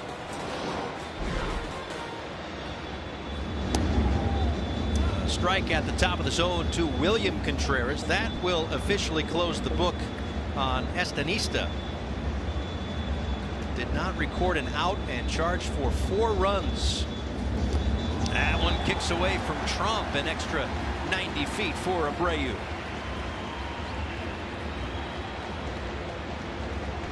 It just feels, Paul, like there's always that one inning with an underdog team like the Netherlands where it can get away from you. And you wonder how bad it can get away from you. And I think we're seeing it right here in this bottom order of the 5th inning. Little small details.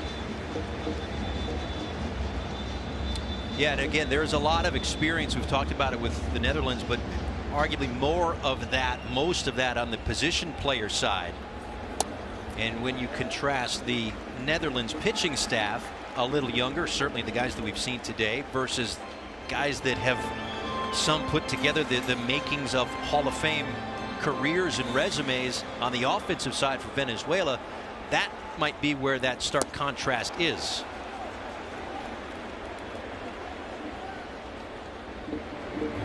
And talking with Omar Lopez before the game today, you know, team plays with energy, but they've been in big moments. They know how to slow that heartbeat down as well. This one down the left field line, but foul. So for as jazzed up as you are, the first game pool play, a noon start here, the first one of 10 over the next few days. Omar Lopez's group, they have been through a lot of games and know how to take that deep breath. Even though we see all the bat flips and the energy and everything else, it's not chaotic. They can control it. Totally. This is who they are.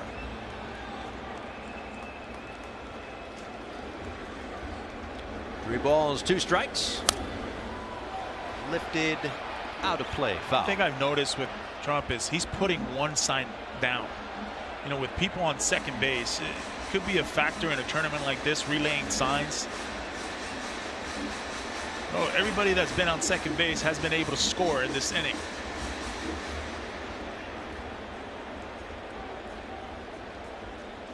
These veteran teams, they prepare for everything. Yeah. We've got the signs. We can relay. It's fair play. Because the swings look like they know what's coming, right? It's you're out in front, you get another slider, now you sit on it. You get a fastball and you're all over it. Yeah, over the course of the summer, in the major league season, you might have one or two guys that can really pick up something, but they're not necessarily, to your point, hiding a whole heck of a lot there. No. So that will all get relayed. And Netherlands with a couple of pitchers this inning, nearing 40 pitches this inning. Contreras works the walk, and now Javier Sanoja will be the 9th man to bat for Team Venezuela. I think if you're Venezuela too right now, you want to score as many runs as possible. Runs matter. It doesn't matter. You're going to take the extra base. You're going to take the extra hit.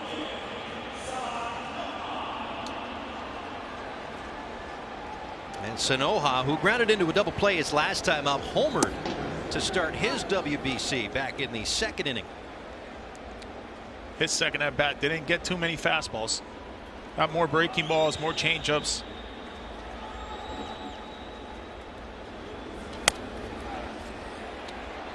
Right side foul, but he pulled one into the left field bullpen his first time up.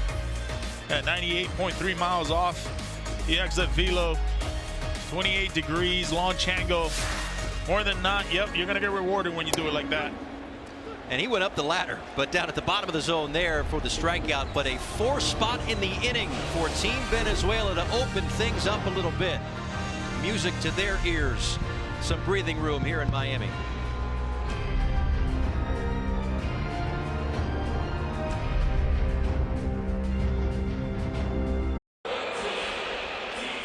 Welcome back to Pool D play here in Miami. 6-1 Venezuela is on top right now. We've seen Japan win a 7-inning run rule there against Chinese Taipei. Cuba a 3-1 win against Panama in San Juan. Mexico and Great Britain going at it in Houston. So all pools underway as the 2026 World Baseball Classic in full swing now. We've got a second game coming up later on tonight as day 1 rolls on. Nicaragua and the Dominican Republic. Team Israel, the 5th team in this pool, they'll get going tomorrow. Didi Gregorius gets us going here in the 6th inning. Gregorius, then Clementina and Scope due up. Foul back.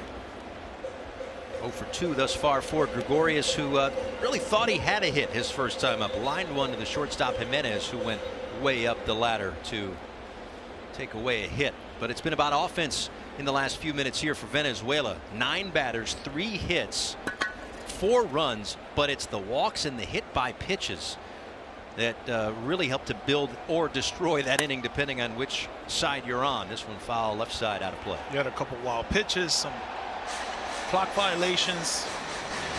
Venezuela was playing the small ball.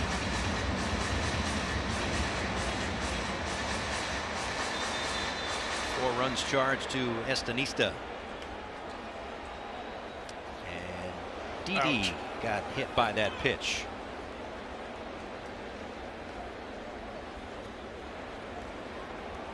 Big breaking ball kind of opened up to it. We don't see that very often, maybe more so nowadays. This guy's always seemingly in swing mode, but Didi in a pretty good amount of pain, shaking out that left hand or wrist forearm area. I'm sure it's been a while since he's gotten hit by a pitch. Take a look here where it got him. Got him in the forearm, got him in the ribs. Yeah. Okay.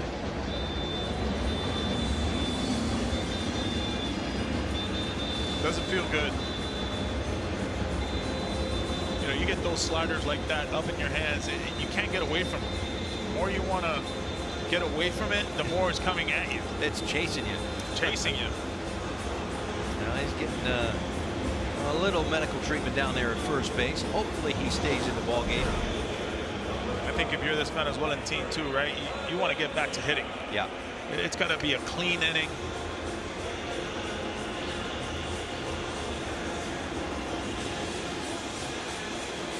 Sometimes it gets you, you know, when he hits your hands like that, it's just, it is dangerous.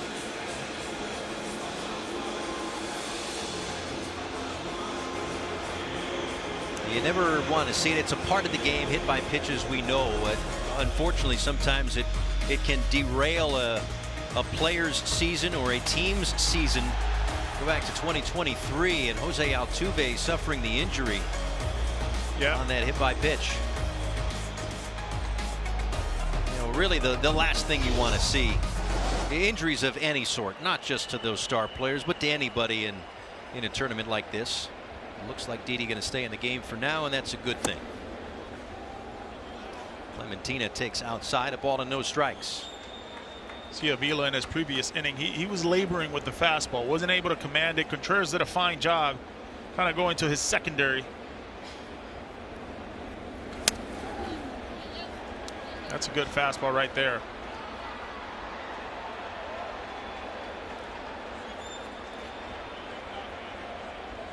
The pitch restrictions, by the way, are not just limited to mostly starters. We say 65 pitches. A lot of times that's starters, but there's, you know, another level of those pitch restrictions in terms of how many pitches do you throw today and how many days rest do you need beyond that.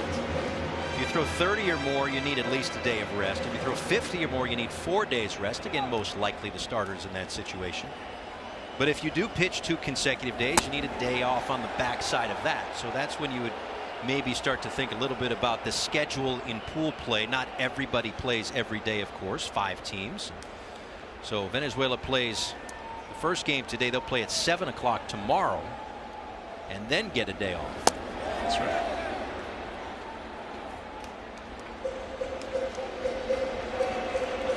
I would think Didi right now with a 3-2 count, down 5, he's going nowhere.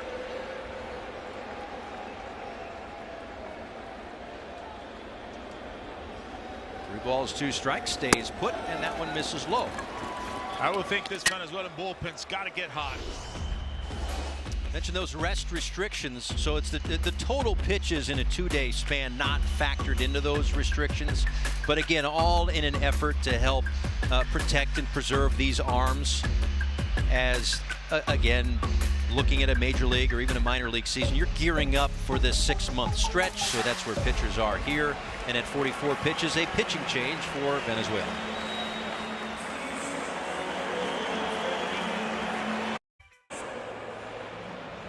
Welcome back. Pitching change for Omar Lopez and Team Venezuela. Jose Butto, last year with the Mets and the Giants, 55 games. ERA a little south of 4. First WBC for him. Turning 28 years old in a couple of weeks on March 19th. It's not your typical reliever. He throws all pitches. 5 pitches, fastball, cutter, changeup, slider, little sweeper. He had a great year last year. Guy they used a ton. The Mets, the Giants. Remember he got very emotional when he was leaving the Mets, going to San Francisco.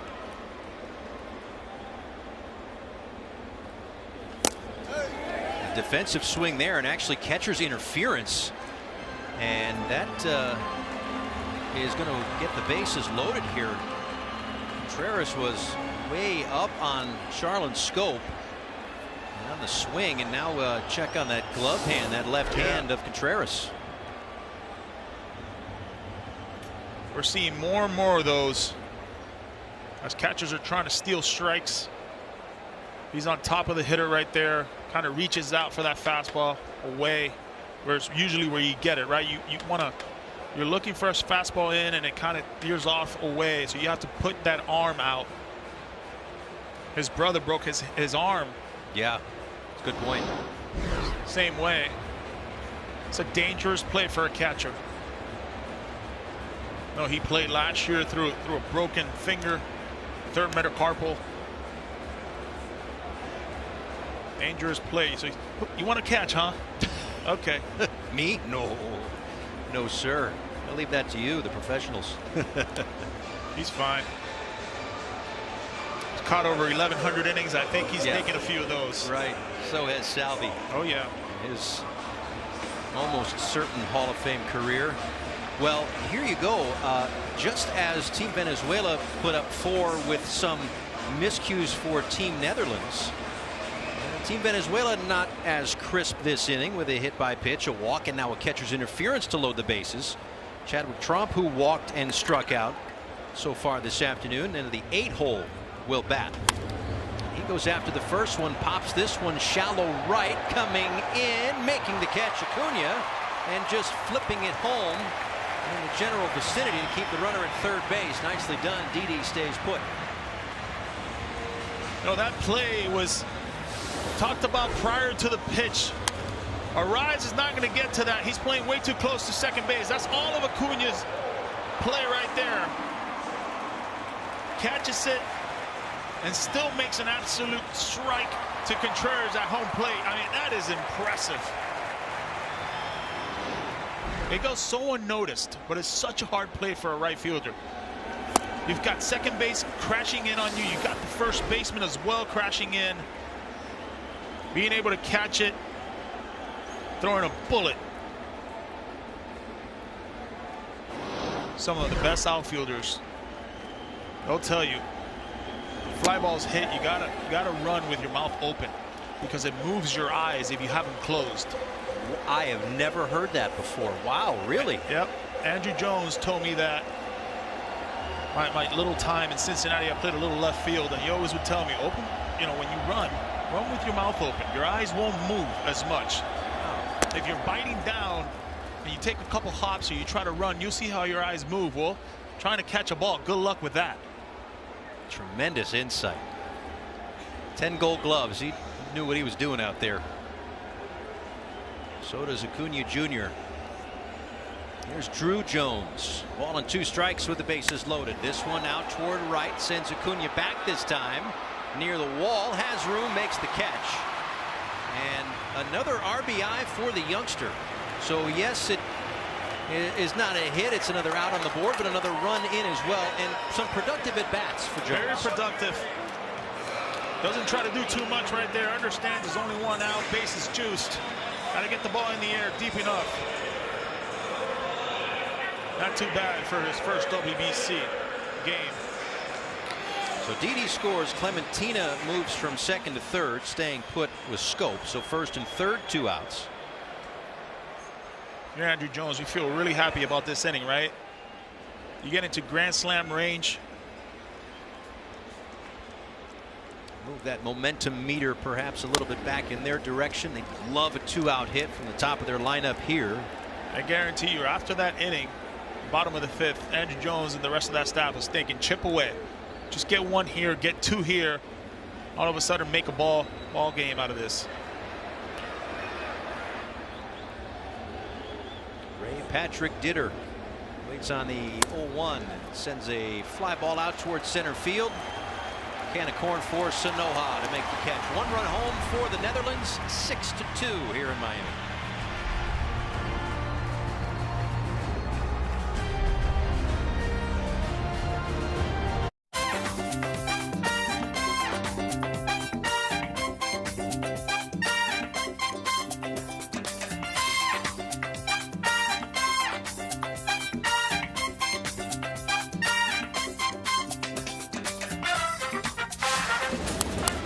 Back in Miami, Paul Severino, Yonder Alonso, rest of our great crew with you. Thanks for joining us. First of a doubleheader today and 10 games in pool play, but the whole tournament here in South Florida as it was in 2023. 5 nations that are taking part in pool play, all well represented in this area. As Andres Jimenez swings and misses, 0-2. New pitcher for the Kingdom of the Netherlands. Wendell Florin is the 30-year-old, second WBC closer for the team in 2023. Saves in their wins over Cuba and Panama. Bouncer right side. Flip. Close play. Got him by an eyelash over there at first base. Very good play. Very dangerous play for Jimenez, going head first right there. Took his time. Scope. Gave it to Floranus. But he can get there. He's got to beat him to the bag. Nice flip. A lot tougher play for a pitcher than it seems. You're Jimenez, you're Omar Lopez, you're thinking, okay, don't get hurt. Yeah.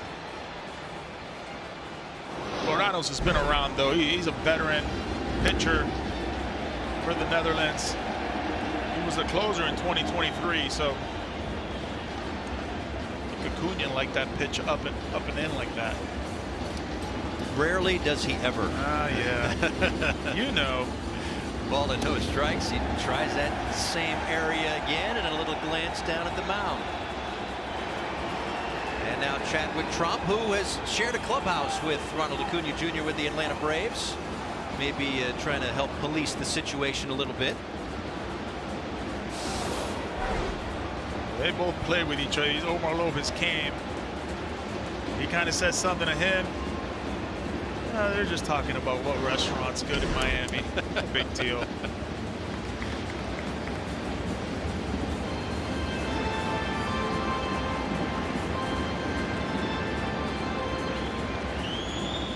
Three balls and no strikes. Grounded foul outside of third. It was Acuna who got it started offensively for Venezuela in the first inning. On the first pitch, laced a double toward left center field. Later scored single runs in the first and second for Venezuela, and 4 in that 5th inning. Good the outside pitch. Part of the plate. Yeah, very good pitch down and away right there. I'm thinking your Floranus down and away for a strike. If you take me deep the other way, so be it. Payoff pitch. Boy, the way that he attacked him inside early, how did that set up that whole sequence? Well, it set up the pitch down and away for the 3-1 count, and then it set up that split changeup, and that's what he throws. He throws everything. Whole kitchen sink at you. Take a look at this split, though. Oh, it's a good one. 3-2 like that. After fouling off that fastball down and away, Acuna could just put his head down and walk to the dugout. I like Floranus, though. He struck him out and kind of took a peek at him. Let him know, okay. All right. Batter 1. Exchanged looks early in that at bat, and Floranus makes the last call there. Gets the strikeout. 0-1 pitch to Michael Garcia. I would think Floranus has multiple innings in him. The 5th pitcher for the Netherlands. Antoine Kelly started, went the first 3. Merritt an inning. Estanista did not get an out, as Garcia lines one to left field for the second out of the inning. And Mendez got those outs. That's 3. We'll be back in a moment. Welcome back. Venezuela, certainly a great country known for its baseball at the big league level. The capital city is Caracas. 28 million people. World's tallest uninterrupted waterfall. For a guy who can't swim, Yonder, I am not getting on top of that and diving off, just so you know. But it's produced a ton of major leaguers, almost 500 Venezuelan big leaguers, 92 last season alone. And for now, I say for now, only one Hall of Famer, Luis Aparicio, but there will be another. Miguel Cabrera is coming. That's right. There will be others beyond that, but Miggy's certainly on that list to get there. Acuna's on the right track. Yeah. And over the next week, I'm sure we'll talk about Sal Perez, too. I mean, you look at Luis Arraez, 3 batting titles. He can have a 4th. All different teams.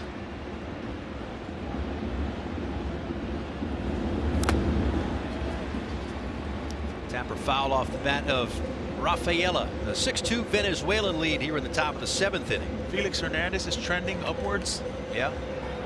I mean, Johan Santana had a great Hall of Fame caliber career. That's right. And Miggy always gets a good hand. His major league career started in this city with the Marlins. Went on to be a World Series hero in 2003, and then finished off a great career with the guy who's still in the spotlight right here, Victor Martinez. Teammates in Detroit for a number of years. Looped out towards shortstop.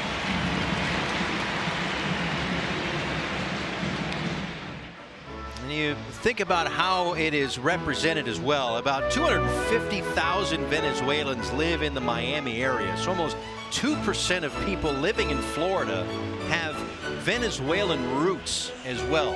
And we'll see it over the course of however long Team Venezuela is in this tournament. The longer they go, the further they'll play, and the more games they'll play in this building. Always represented well. Marlins have many different heritage nights as the season goes on, and one of the louder nights is usually when it's Venezuela, and we've seen that energy. You think, noon game on a Friday, it might be kind of quiet. No, sirree, Bob. One thing they love too is their arepas. For breakfast, for lunch, for dinner.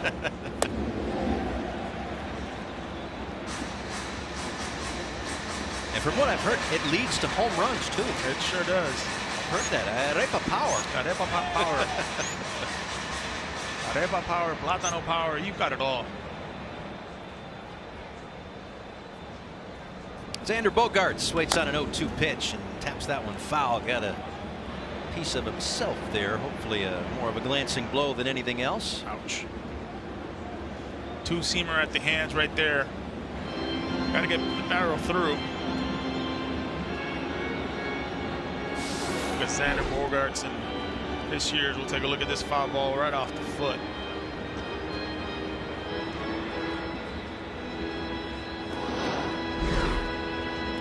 The 33-year-old wearing the C on his chest, on his uniform. He's always represented this country and group of nations, the Dutch territories, well. 4-time All-Stars, won a couple of World Series. He takes the ball outside. Played a ton of soccer growing up. Always used to ask him, all right, if you weren't a baseball player, what would you be? Soccer. I would want to play soccer. And it all translates. He's had great footwork in the infield for so many years. Comes up empty there. Buto gets the strikeout. Good slider, 2 away. Good slider with that 2-seamer. Usually that's what you get. Look at this thing break off. Yep. No chance for Bogaerts right there. Got him reaching. It's a good pitch. First strikeout for Buto.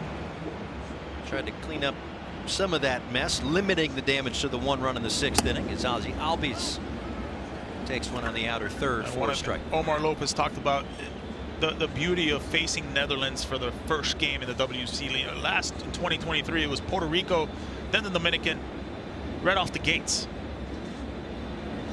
I think you look at this Venezuelan team and the way the game has gone is pretty good starting pitching.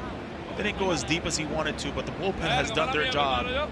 Defensively, they've been great, and then timely hitting. Timely hitting has been key for Venezuela.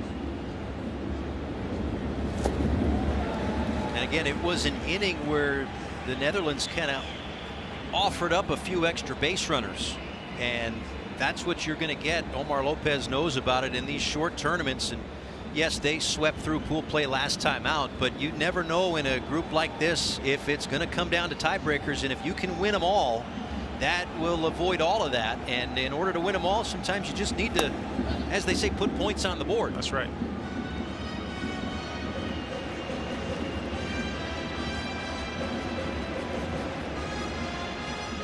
Omar Lopez back, second straight WBC. Born in Valencia, Venezuela. 2-2 is ripped toward the camera well foul.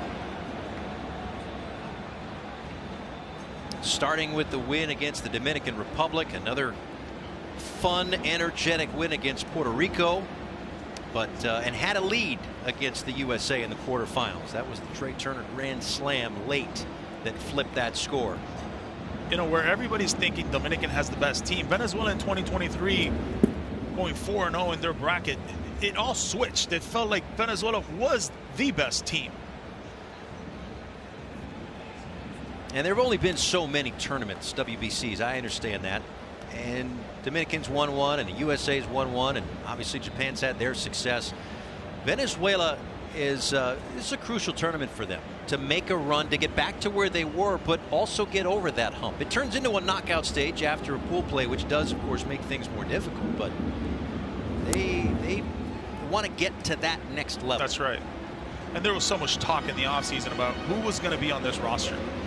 And I think Omar Lopez handled it perfectly. He was very patient with it. But you can see the players coming out, social media, and radios, and saying, hey, I'm going to be there. I'm going to be there. 3-2, the ground ball to Arise. Seventh inning stretch here in Miami. The Venezuelan contingent excited, up 6-2.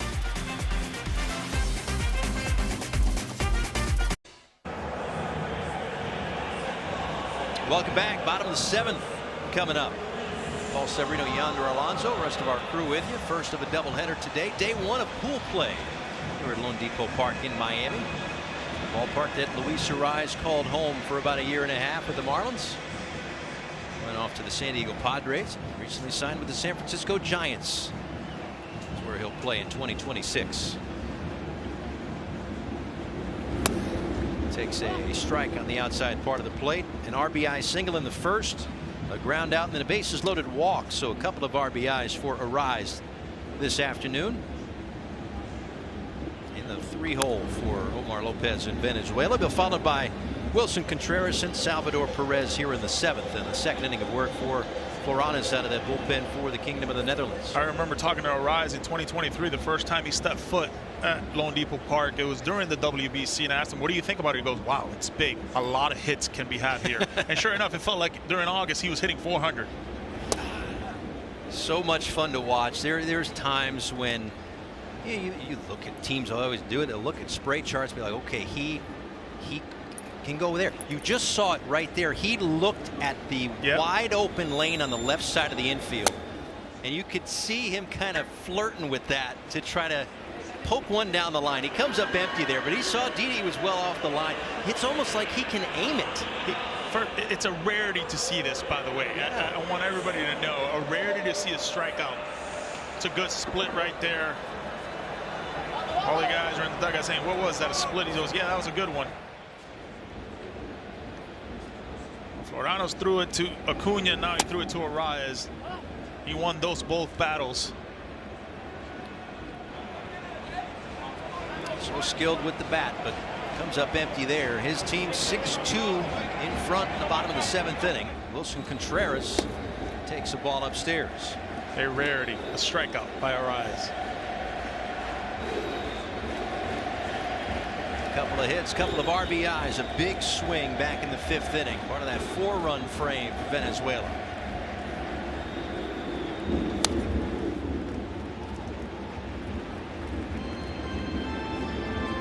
Look at the Contreras brothers and their swings. Totally different swings, but when you look at their approach, it's very, very similar. They like to hit the ball gap to gap. Their strength is when they're going to right center. They can stay behind a baseball and drive it to right center. Good things are happening for them because they're taking those breaking balls and pulling them in the air. But it's short, compact, and explosive. Ball and 2 strikes. And this one is hit in the air out toward left, but playable. Ditter makes the play, and there are 2 down. Well, Floranos has really shown the split and the fastball. This guy was 2023 the closer, so he's got closer mentality. He goes right after guys. Doesn't have 100 in the tank, but he's got enough good stuff to keep you off balance. Now Sal Perez. 0-for-3 day for him. Popped up and infield fly rule out back in the first inning. Flew out to center. Rafaela, nice play on him in the fourth, and then grounded into a double play.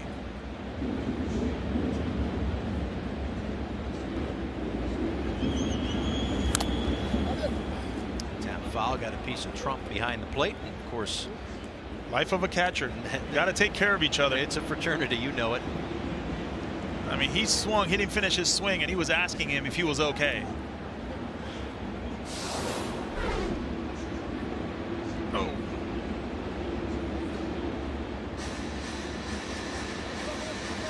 Oh, man. Oh, you sure you don't want to be a catcher? It's fun. I'll get back to you. I'll get back to you on that. That's going to get down. First hit in this WBC for Sal Perez. On the board. Well, look at Salvi Perez, though, and the whole at bat, he was sitting soft. I mean, you know, he got a changeup for the first pitch. He was all over it. Got a fastball that he missed. He was tardy on, and then he threw him that splitter slider once again, and he was all over it. It's the great hitters that are able to understand and see the game in front of them and being able to slow it down. And now Abreu out towards center field, but a lot of room out there for Rafaela. Puts it in his back pocket to the 8th.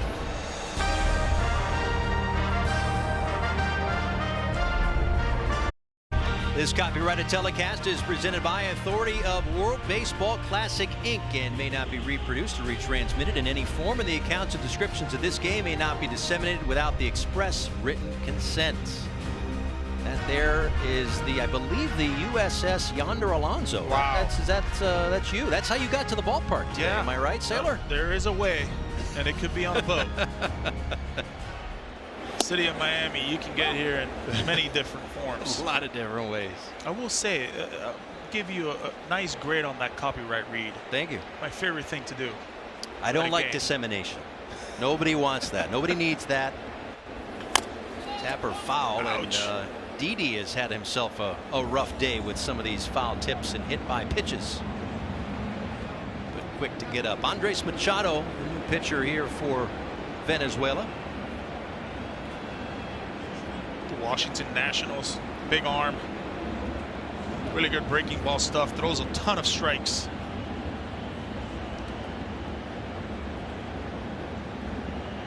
.32 years old, most recently with the Oryx Buffaloes in Japan. A lot of time stateside. Fouled away. 99 miles an hour right there.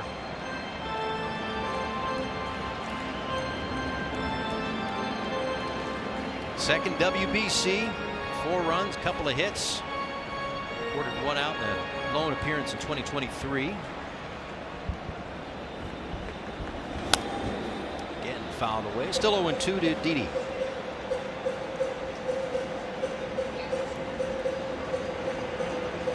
While Venezuela did maybe not get the length out of Ranger Suarez that they would have wanted, 43 pitches in 2 innings. The bullpen's been good. 1 hit over 5 innings. That one moves the feet of Didi. No earned runs.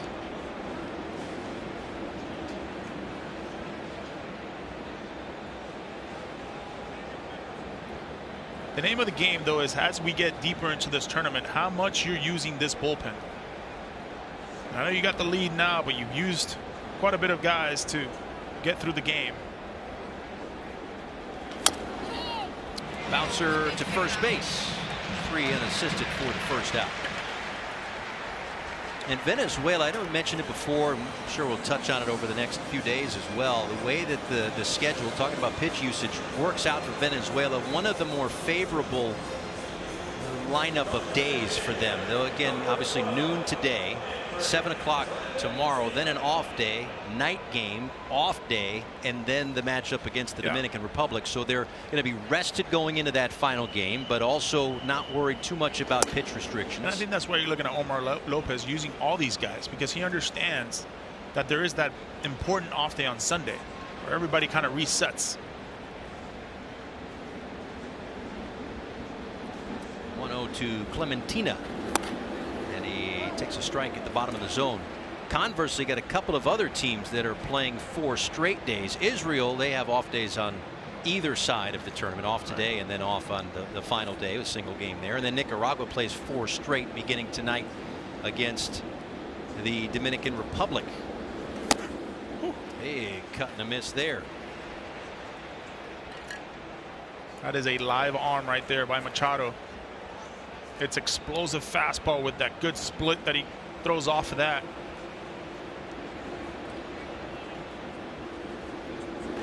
Oh, side, and Clementina hit by that pitch. 97 right there.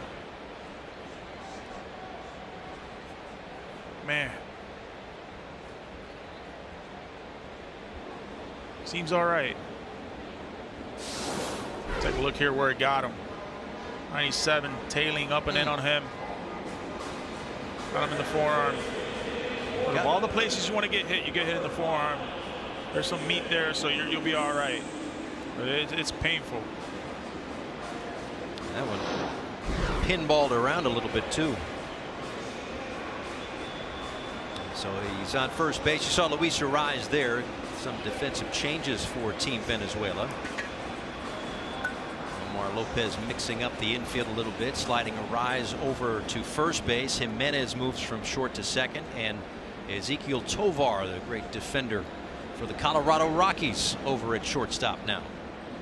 Trying to protect the 6-2 lead in the 8th inning. 5 more outs to get an all-important opening win. The beauty of the Venezuelan infield, all of them are middle infielders, but yet playing everywhere else. It's true. Michael Garcia coming up as a shortstop, moved over to third because of Bobby Witt Jr. in Kansas City. Jimenez, Tovar, and Ariz, middle infielders. Dason Cruz pinch hitting here with 1 out and 1 on. Yeah, just tremendous athleticism and therefore positional flexibility. 0-2. Swing and a miss. Tipped and held onto by Contreras. Yeah, he's giving fits to all left-handers with that splitter. You can see how the left-handers are really respecting that secondary stuff, but he's got 100 in the tank. Riding two-seamer right here. Explosive. Not much you can do with it.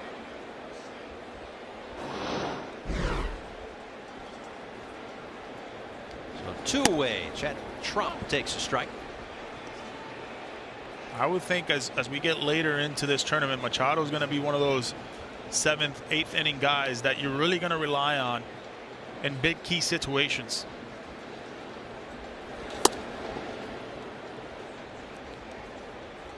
Yeah, just as we talked about before, knowing how to slow down that heart rate in big moments, and the moments will continue to grow.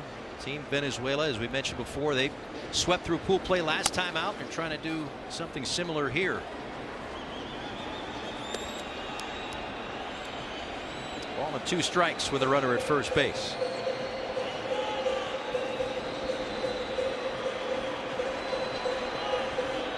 A lot of talks there, Johan. All right, where are we at with our bullpen? Where are we at with our starters?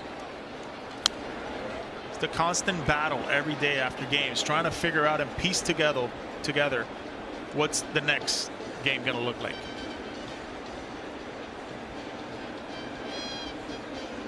And it's one thing if this were a regular season game in June or July, but now you throw those pitch restrictions in too, and that's just another bit of the calculus that makes it a bit more complicated for these coaching staffs.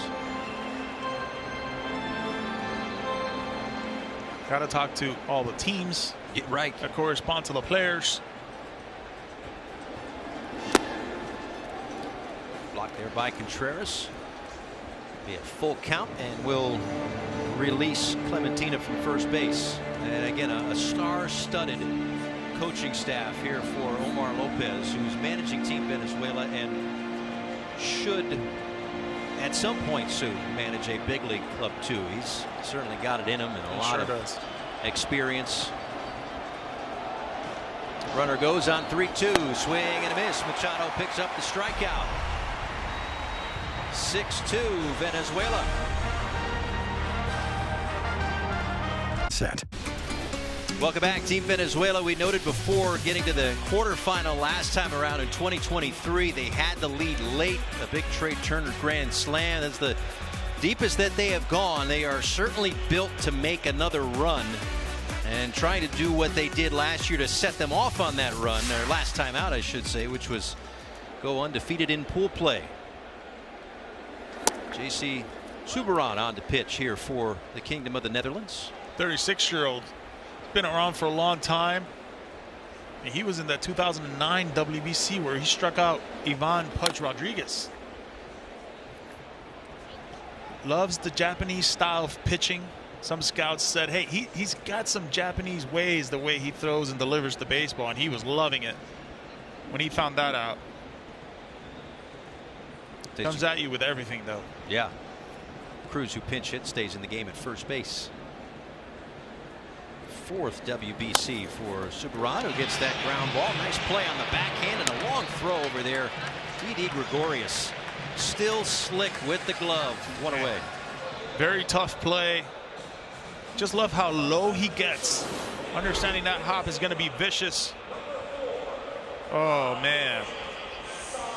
That throws an absolute strike. He might have lost his balance just a hair, too. He did.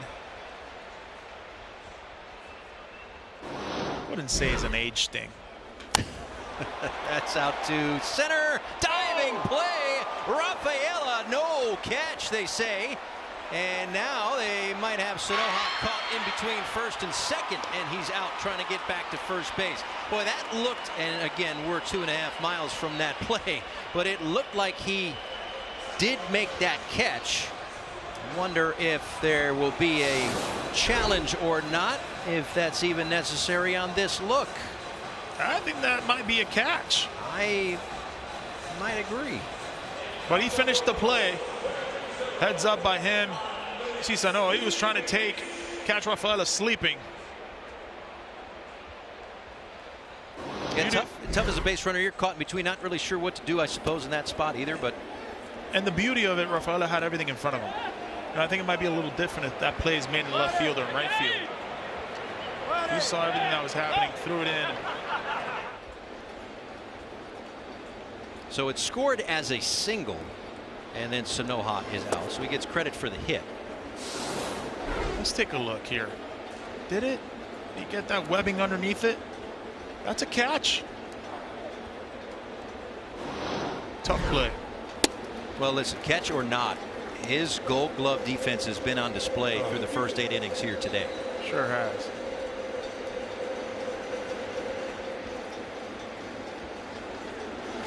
And Jimenez lines one through the left side. A bit of a shift there for the Netherlands. Bogart's up the middle. Didi was well off the line, but still finds a hole. Jimenez with a 2-out base hit. They didn't hit it too hard. Off the end right there. That bat will go down as a hero. They didn't try to do too much with it.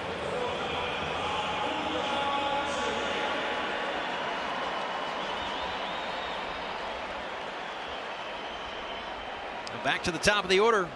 Ronald Acuna Jr.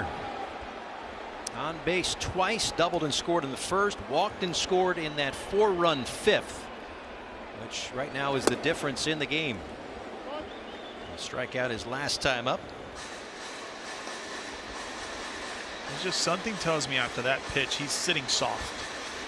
You know, the way he took that breaking ball right there. See how soft and calm he is when he takes it. Usually when he's looking for a pitch or he's sitting fastball, he tends to jump a little bit off his backside. Not right there.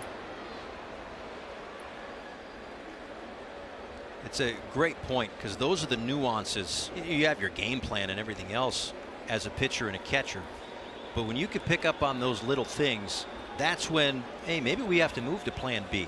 Yeah, and the key there is the catcher, right? Understanding and feeling what he's doing at the plate.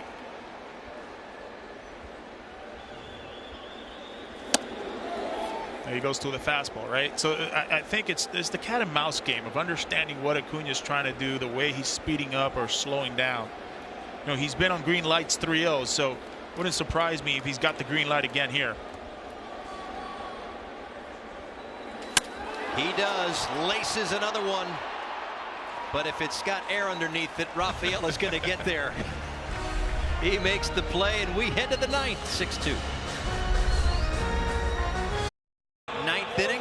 See Venezuela a 6-2 lead. They hand it over to Daniel Palencia. Had a tremendous year last year for the Chicago Cubs. WBC debut.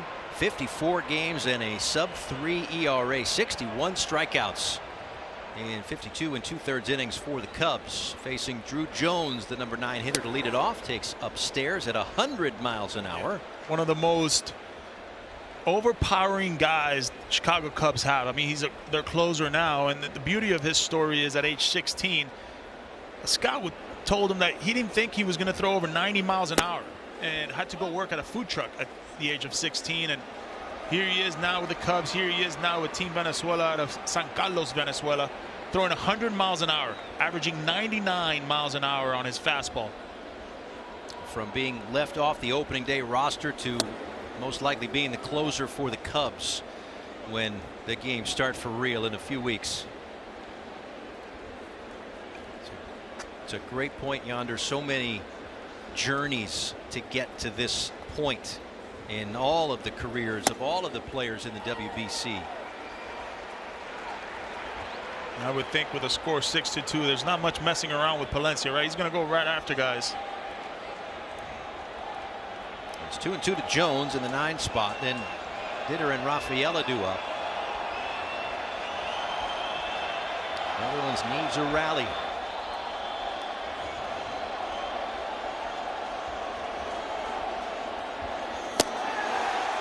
How about 100 miles an hour just north of the zone? Blows it right by him, and there's one away. All fastballs. The crowd was saying, "Ponchalo, strike him out." Well, he gets that. He gives the crowd what they want. 100 miles an hour.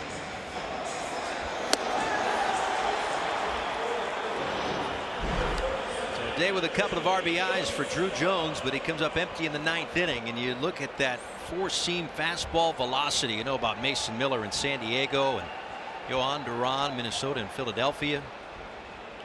But just you're not going to round up, even though it's 99.6. It's a rule. It's got to be 100 to call it 100. If I'm throwing 99.6, I'm telling everybody I'm throwing 100. You know, it's like That's if you fine. hit 299. I'm telling people I hit 300 that year. We'll buy that. Jakey Josefa will pinch hit here. It was a late add to the roster after the news of Jurickson Profar, who was slated to be on this roster, but Jurickson with another PED suspension, so they had to make a roster move there.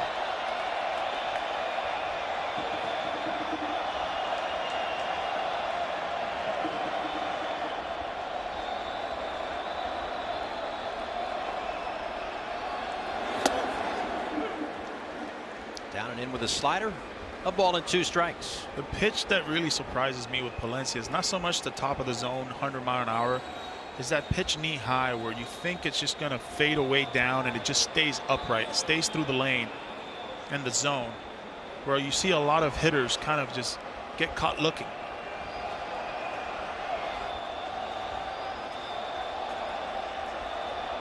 One, 2 from Palencia.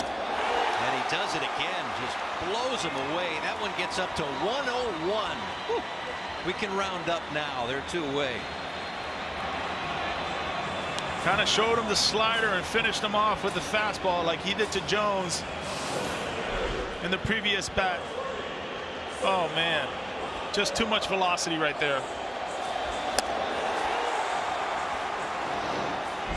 Well, so good at missing barrels last year, but he has missed some bats with a couple of strikeouts. Facing Cedon Rafaela here. And perhaps with that pitch clock winding down, not one to upset the apple cart or make sure they're on the same page with the pitch com. Well, this is a fun at bat right here. Rafaela, one of the quickest bats in all of baseball. Explosive. aggressive as well with the fastball. You're down 6-2. You're going to get a fastball or two.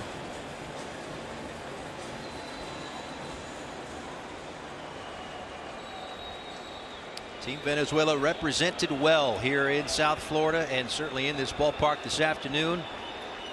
Looking to lock down the first win for them in this tournament. Waves and misses at a slider, 0-1. First of 10 games in pool play here at Lone Depot Park. Nicaragua, Dominican Republic later on tonight. Team Israel in action for the first time tomorrow. 0-1. Again on the slider, 0-2. You're thinking you're going to get 100. Now you're seeing sliders. That's why he's so effective. More swings and misses already for Palencia than any other pitcher in this game. He's 0-2 to Rafaela. Here it is. Fights that one off, and he went back to the slider.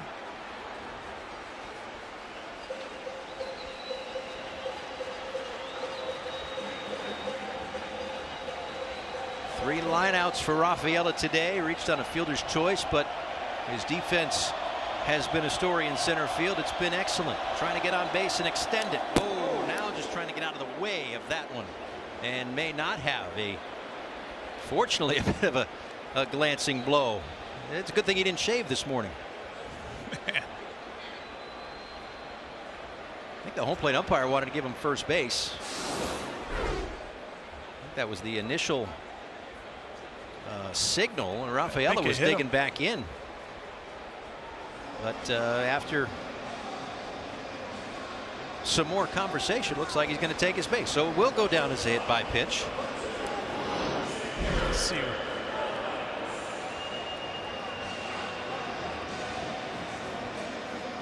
I think Rafael is just happy to get out of that at bat. He's smiling, thinking, okay, we're done with that. Yeah, I believe that breeze was a sigh of relief. So he's on. Now it's Xander Bogaerts. Line caught at shortstop by Tovar. Takes a hit away from Bogaerts and locks down an opening win for Venezuela, 6-2 over the Kingdom of the Netherlands. They swept through pool play last year and last time out, and they start the 2026 tournament with a win.